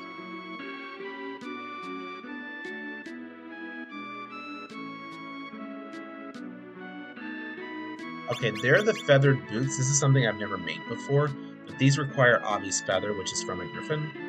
So I'll make everything besides that. There are more things that I need to make, but I figured.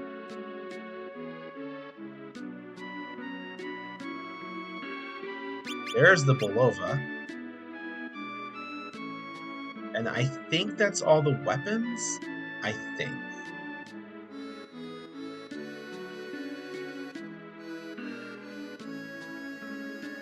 There are definitely more pieces of armor than there are weapons, which is why the focus on the blacksmithing goes onto armor, because there's so many.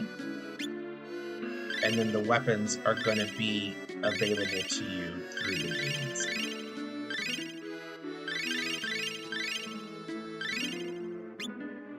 The only weapon that really matters is the dragon scale.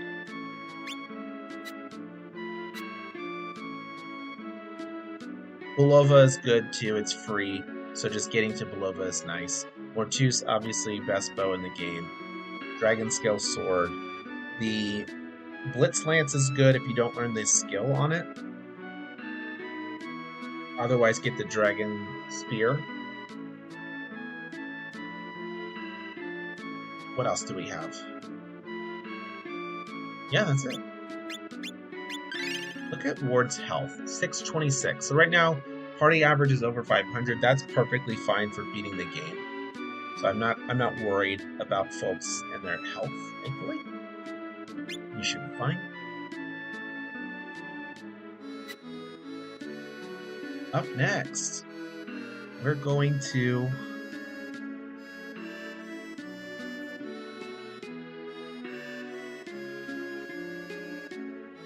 I would like to get a Death Shard.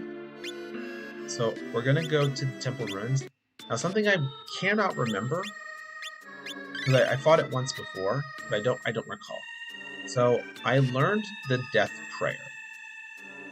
We saw that. I learned the Prayer of Death. Prayer of Death is going to be helpful for the Temple Ruins, but I don't remember if there is a way to learn the Prayer of Life, which is the opposite. So when we get there, either I'm fighting a boss, or it'll yell at me and be like, you know, haha, thank you. And then, so be an ultimate test here when we actually get to the enemies.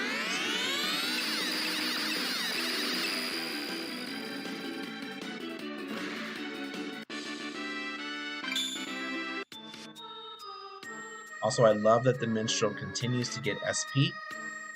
Please keep going.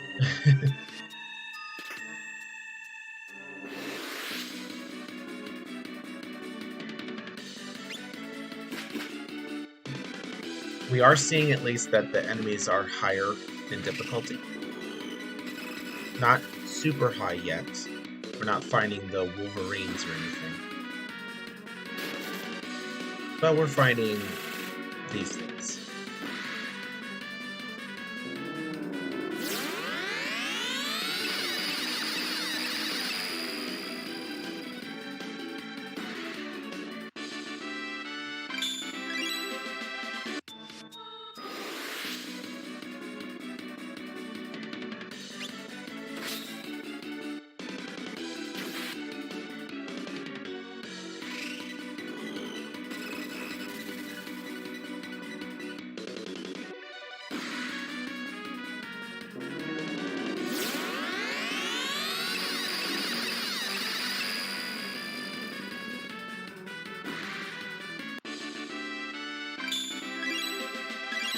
Yeah, that is so crazy.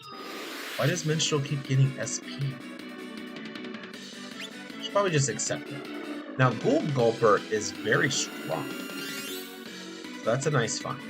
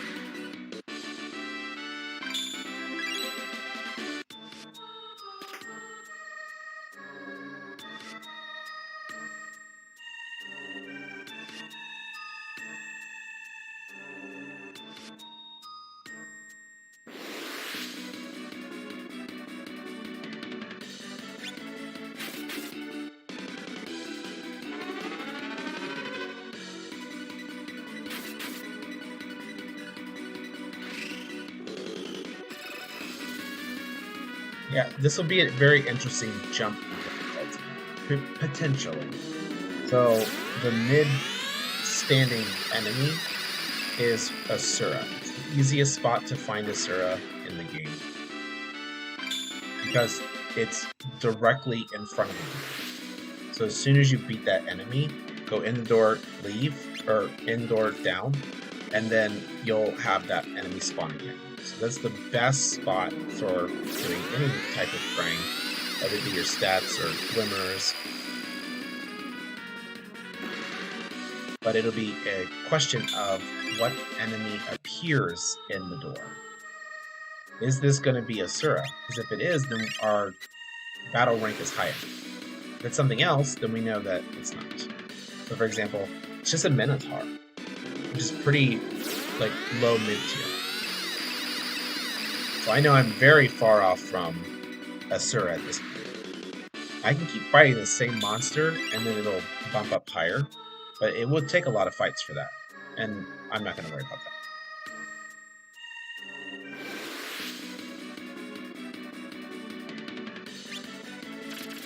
Ooh, Flailing Spin is a very powerful attack, but I learned that ward from previous files. And that's one that you want to learn, especially for the end game, because 2 of the bosses use attacks like that, and it can do like 400 damage to your entire party.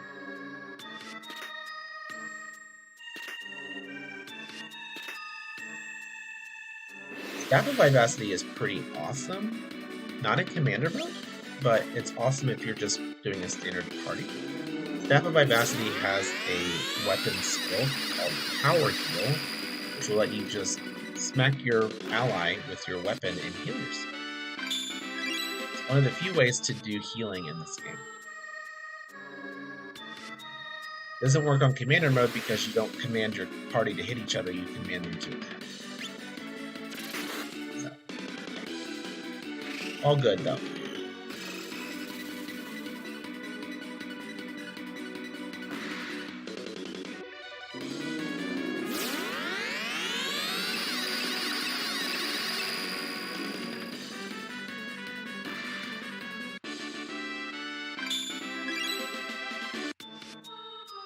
What's the SP now?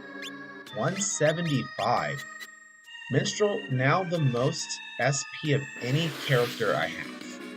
Where before I had not used Minstrel before, so Minstrel was mid range on SP. So I believe in this playthrough alone, Minstrel might have gained 70 SP, which is mind blowing. Keep going. Minstrel will definitely be in my permanent party going forward.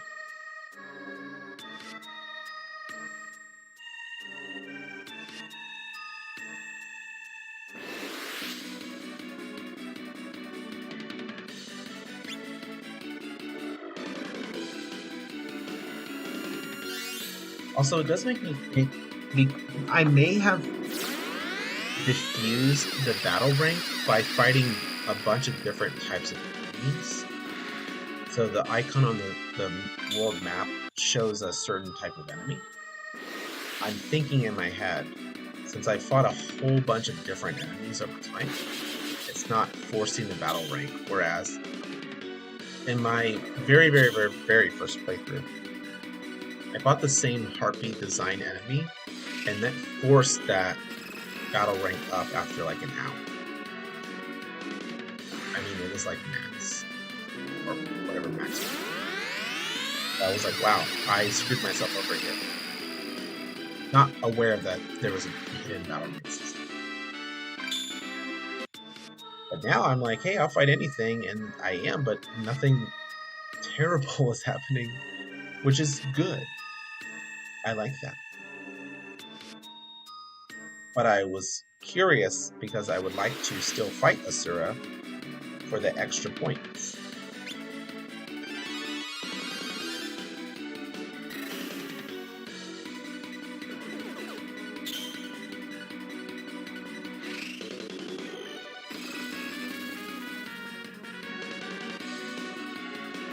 I'm all good though. Like, I think this is great. My party has over 500 health. I'm not fighting the highest end enemies. Thumbs up. Oh, I keep forgetting about Castle Leonin.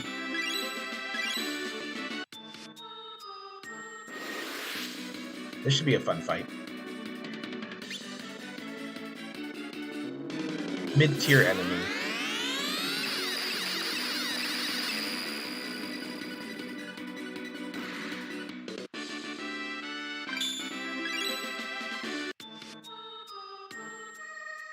Okay, here it is. We're making it inside. So we're here. There's the altar.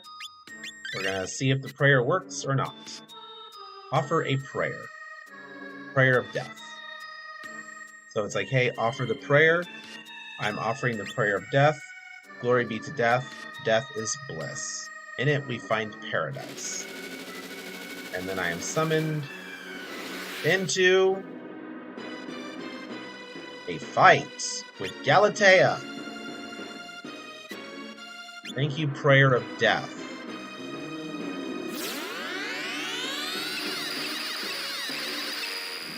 So hence, part of the name, death shard. So this is an achievement for if you're playing on PS4 or PS5. And yes, this is something you want to do. You also get a death shard from it, which is good for blacksmithing.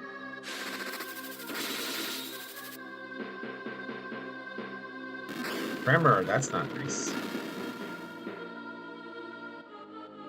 And because of that, the field effect, now Galatea gets regen as well, which is much higher than ours, of course. However, we should still be fine.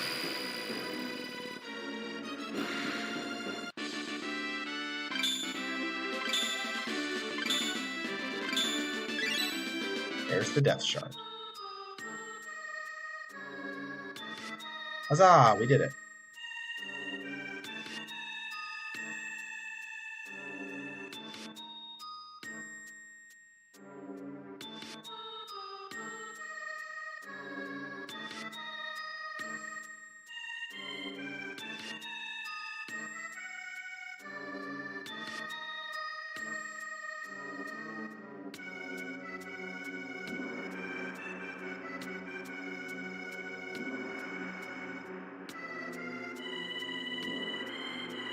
If you wanted to, You could do go to the end, and then when you're backtracking, pick up all the treasures. That's something to think about if you're, hunting items on a newer file.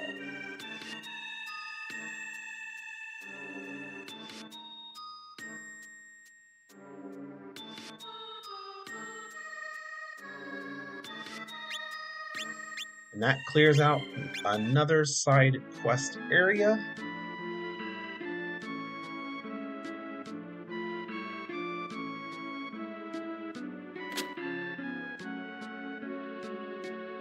Back to blacksmith.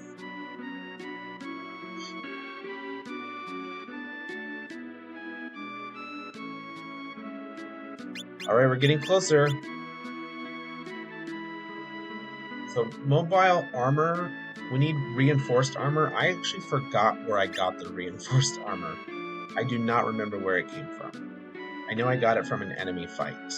I think I got it from trying to learn meteor, whatever, the martial art. I think I got it from the flying enemy, the flying bug, if I'm using my noggin here. But I should have it.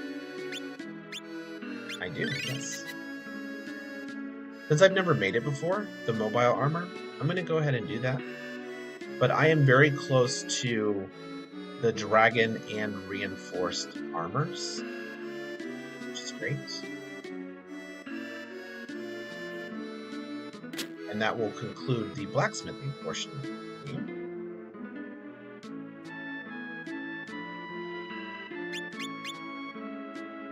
Still don't have the feathered boots, so maybe I'll do some offline grinding to get Obby's feather. We'll see. Maybe not, because I'm not going to use the boots, honestly. I just want them for completion's sake.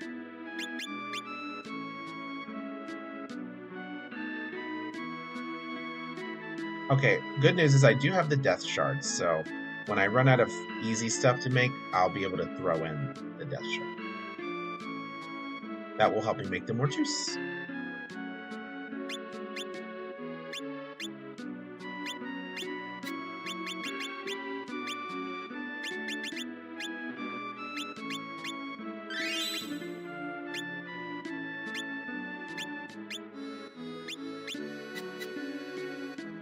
All right. Going very strong here. I'm just doing a quick check of the entire adventure log here. We got all these places that we've done.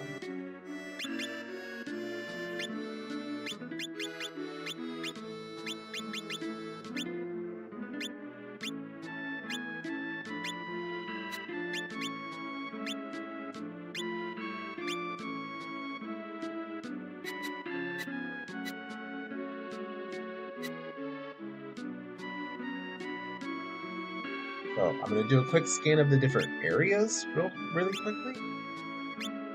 So the Great Arch is done. So is the Treasure Cave, even though I'm missing one, it's fine. We did Mazals for the Arc Fiend plus the Sorcerers. Wilmington to complete the trade quest to get Fulbright. Vanguard to fight Fornius. Tinyville and Mount Louvre. Yarmouth for Robbins, Lance to do the Matriarch quest, and the Aurora for Frostburg to get the Everfrost Blade, Justurm for Ward as an ally. Then we have Kirdland to get Paul and do the Sacrificial Cave. We have to do Podorui to do Castle Leonid. Zweig was for the tournament to get to Podorui.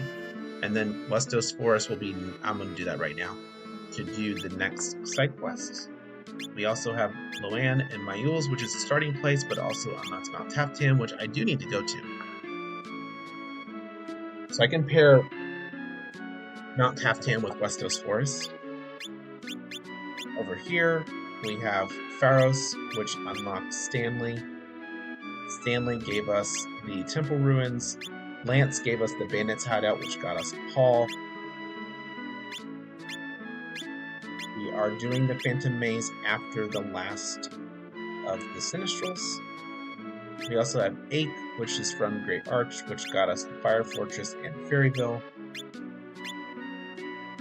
Arc Lord Tower came from Naj Desert. We have to do that one as well. Naj Desert led to the Great Plains. The Great Plains led to Moenge Village and Zulon, which is the endgame area. We also unlocked Rosh Kuta and the Rotten Sea. Rotten Sea gave us the Woolguard, the Trollstone, and one of the Dragon Lords. Rosh Kuta gave us Rook, our elephant buddy. So yeah, it looks like we only have to do the rest of blacksmithing. Arc Lord Tower, Zweig's fight coming up now, Mount Taftan, Castle Leonid, and then the final Sinistral, which will lead to endgame. So, not bad, since I'm just running through everything just to show like how the game is going. I think I'm on like 8.5 hours on this file. I don't know. Almost 8 hours on the file. I think that's pretty good pacing, especially since I'm talking through a lot of it. Apparently I have befriended the professor, which is great.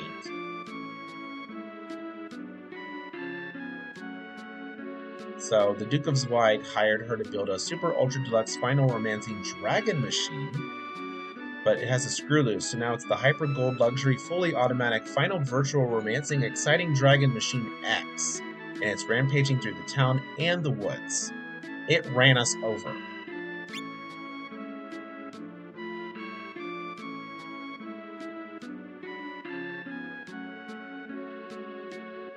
So it may be bruised and a little underwater, but this rose will bloom beautifully.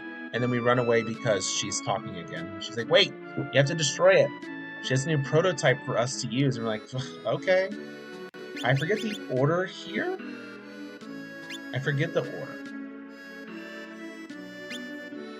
I'm trying to remember.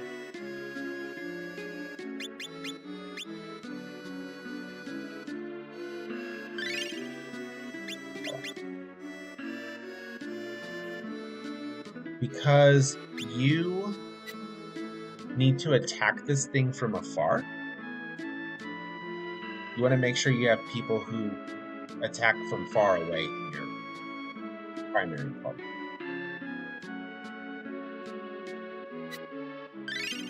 Can they hit from afar?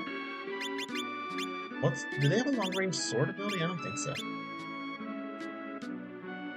Technically, Mirage Blade would work. Technically. No, that's a near attack. That doesn't work. Backstab is long? Sure, why not? We'll do a test.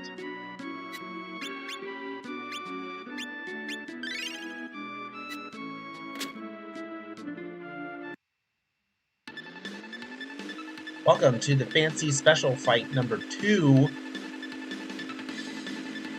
Oh, my party is jacked, but it's okay. So, Millionaire, Skydrive, and Backstab.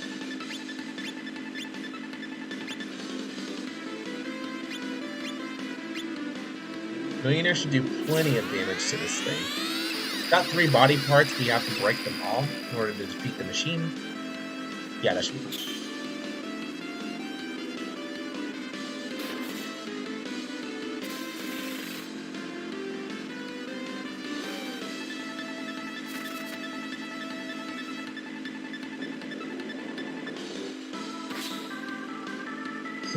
Such a cool attack. Oh, we moved in already? So yeah, it must be dead pretty quickly then. Because normally it takes like a couple rounds for the move-in to occur. So we're gonna win.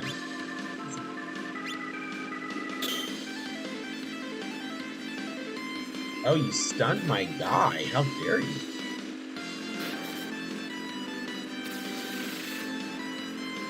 But double slasher would definitely do the damage. He won. See ya!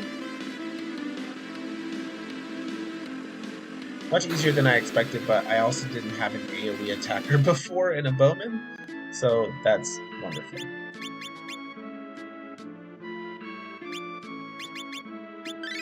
All right, and that concludes our special fight number 2. Hope you enjoyed that.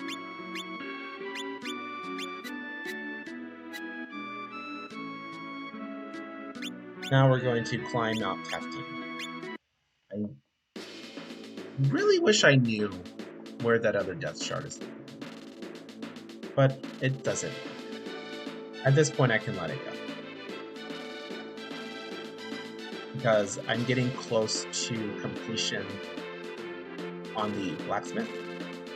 And then once we can see the remaining list, whether they're complete or not, just seeing like these are the remaining items, then I'm not going to make any more. That way I can avoid fighting and then just, well, also never come back to that spot. And then I'll just blitz through the rest of the game. Because I pretty much have, yeah, I ran through everything that I'm aware of. So like, if I'm doing the final order here, final order is Castle Leonid, Fire Fortress, Phantom Maze, and then Endgame. I'm right there. And then that final win will give me a completed file. Like a platinum trophy, 100%. I guess we can call it 100% because it's plat percent. We'll say plat percent. 100% is hard to achieve when there's so many items in the game, and you know, for me, 100% would be having one of each. I've never had Avi's Feather. That's the one thing I haven't gotten. I also don't have the Dragon Spear, so that's a thing too. I think there's like a Dobby bow as well from the Golden Goblin. There's just stuff like that. Like, I don't think 100% in that regard would be inspirational. So I'll just stick to platinums. Now I will try to do some speed running shenanigans to maybe clear the game faster. So I might do some more speed run attempts.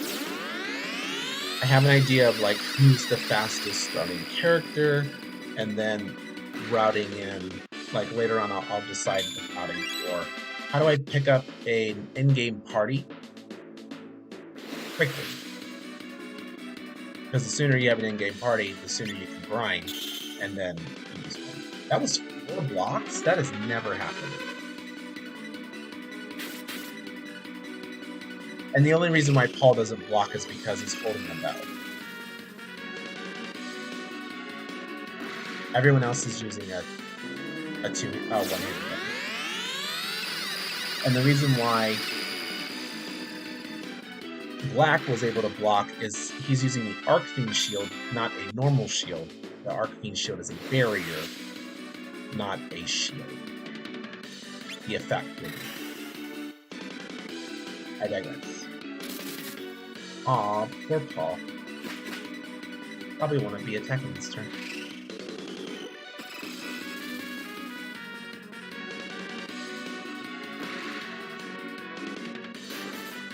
What I'm doing now is I already defeated Bune with Gawain. However, there are still items to obtain in her area. So I'm making my way downtown, walking fast, faces pass, and I'm home now. So the goal here is to just check out the area, collect the items, make sure there's not a Death Shard. Her area makes the most sense. Well, no, actually, Alice's made the most sense for a Death Shard, but I didn't find one, which makes me sad. However, Bune's makes sense too, because her area is like, it looks like it's sapping the life out of everything. Like, you see this? This looks very like life draining. At least in my opinion. We're going to start by heading left, because this is a treasure room. And if you get near the pulsating hole, it will suck you in. So be careful.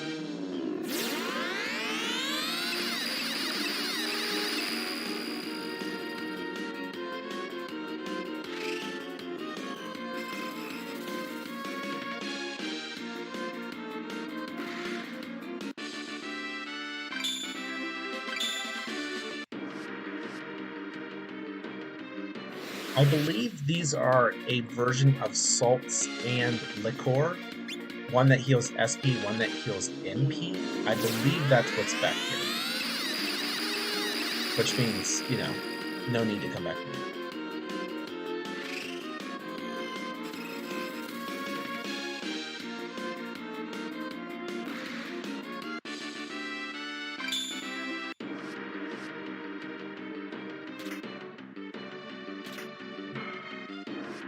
I was half right. There is liqueur back there for healing MP.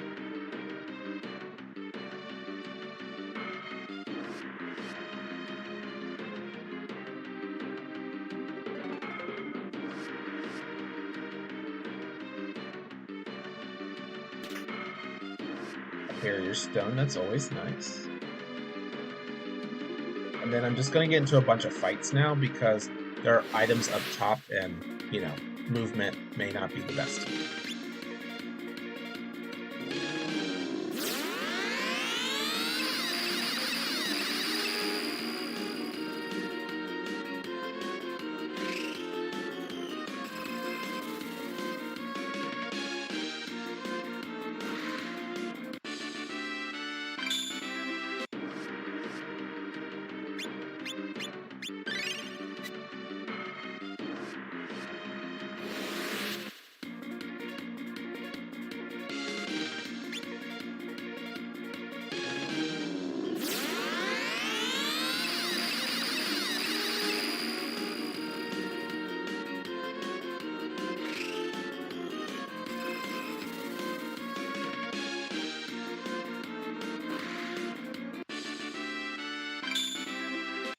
I do love that Minstrel continues to get SP.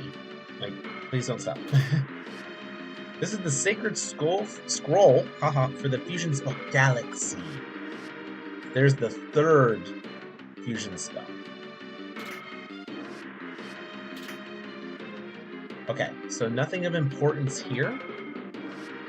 And then the final area I know has salts in the core. I know it does.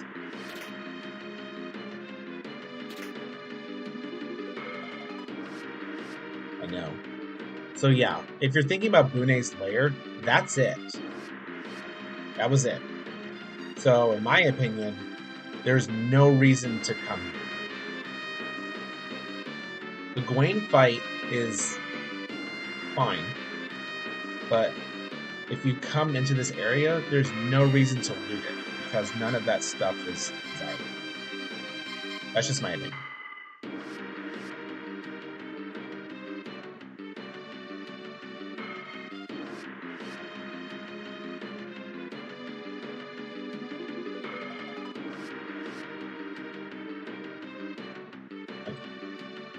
At least in like Alices or Fornius, they have stuff of value. The only thing of value there is the armor which drops from her 3 minions, and they are the ones guarding the door. But if she's obviously if she's dead, then that doesn't count. But yeah, that wasn't very. I'm glad I didn't loot that much before, but that's a little disappointing in my heart.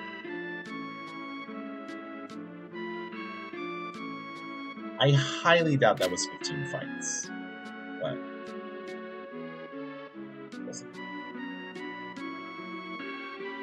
that's what I thought. Okay.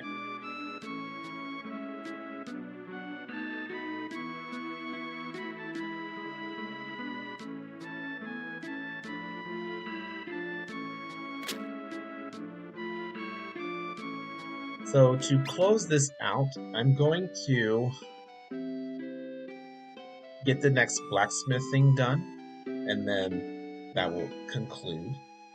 And then in our final part 3, I will clear out the hard stuff. So we'll do Arc Lord Tower, then beat the Fiend, the Sinistral. Then we'll do Hodori Cave, or no, we won't. Then we'll do Castle Leonid into Phantom Maze, and then we'll be able to do the end of it. Yay!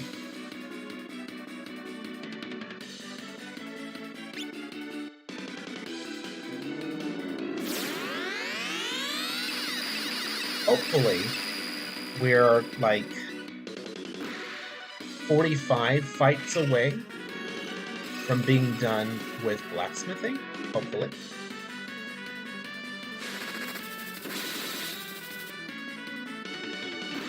Just so, you know, again, full inventory being seen. Don't have to actually make all these.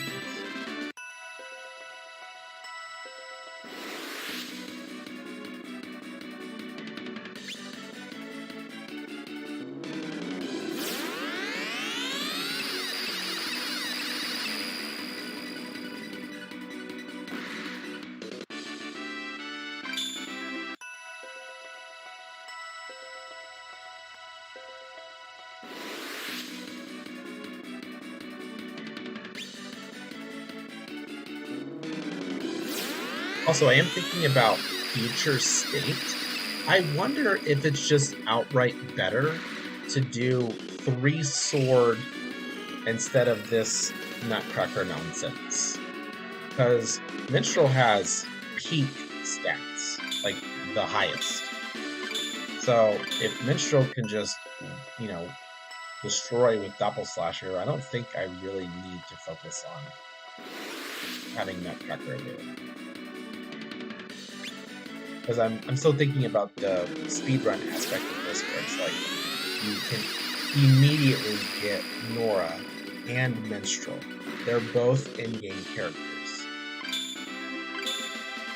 Then through just natural process, you can grab like Ellen. Give Ellen the axe, then she's set up in that regard. That's 3. Your main, and then those 3. Now, by that ruling, Ellen cannot be your leader. And I think Ellen's one of the faster ones.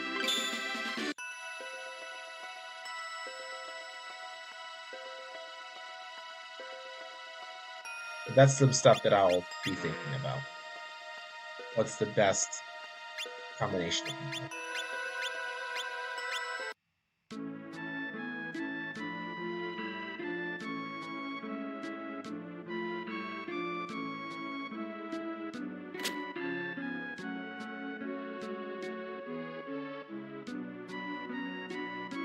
Alright, the mobile armor is done.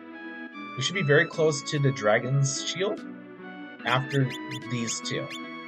So feathered boots, hydra skin vest, after making these next ones, should show me the dragon scale shield and the dragon skull.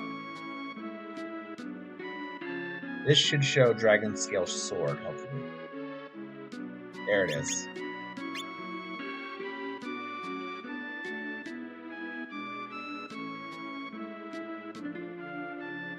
That is great.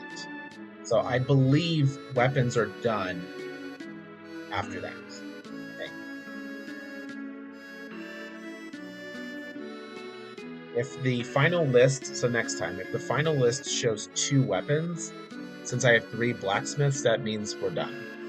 If it continues, that's fine, we'll just keep going. As for armor, that list needs to drop down to 4.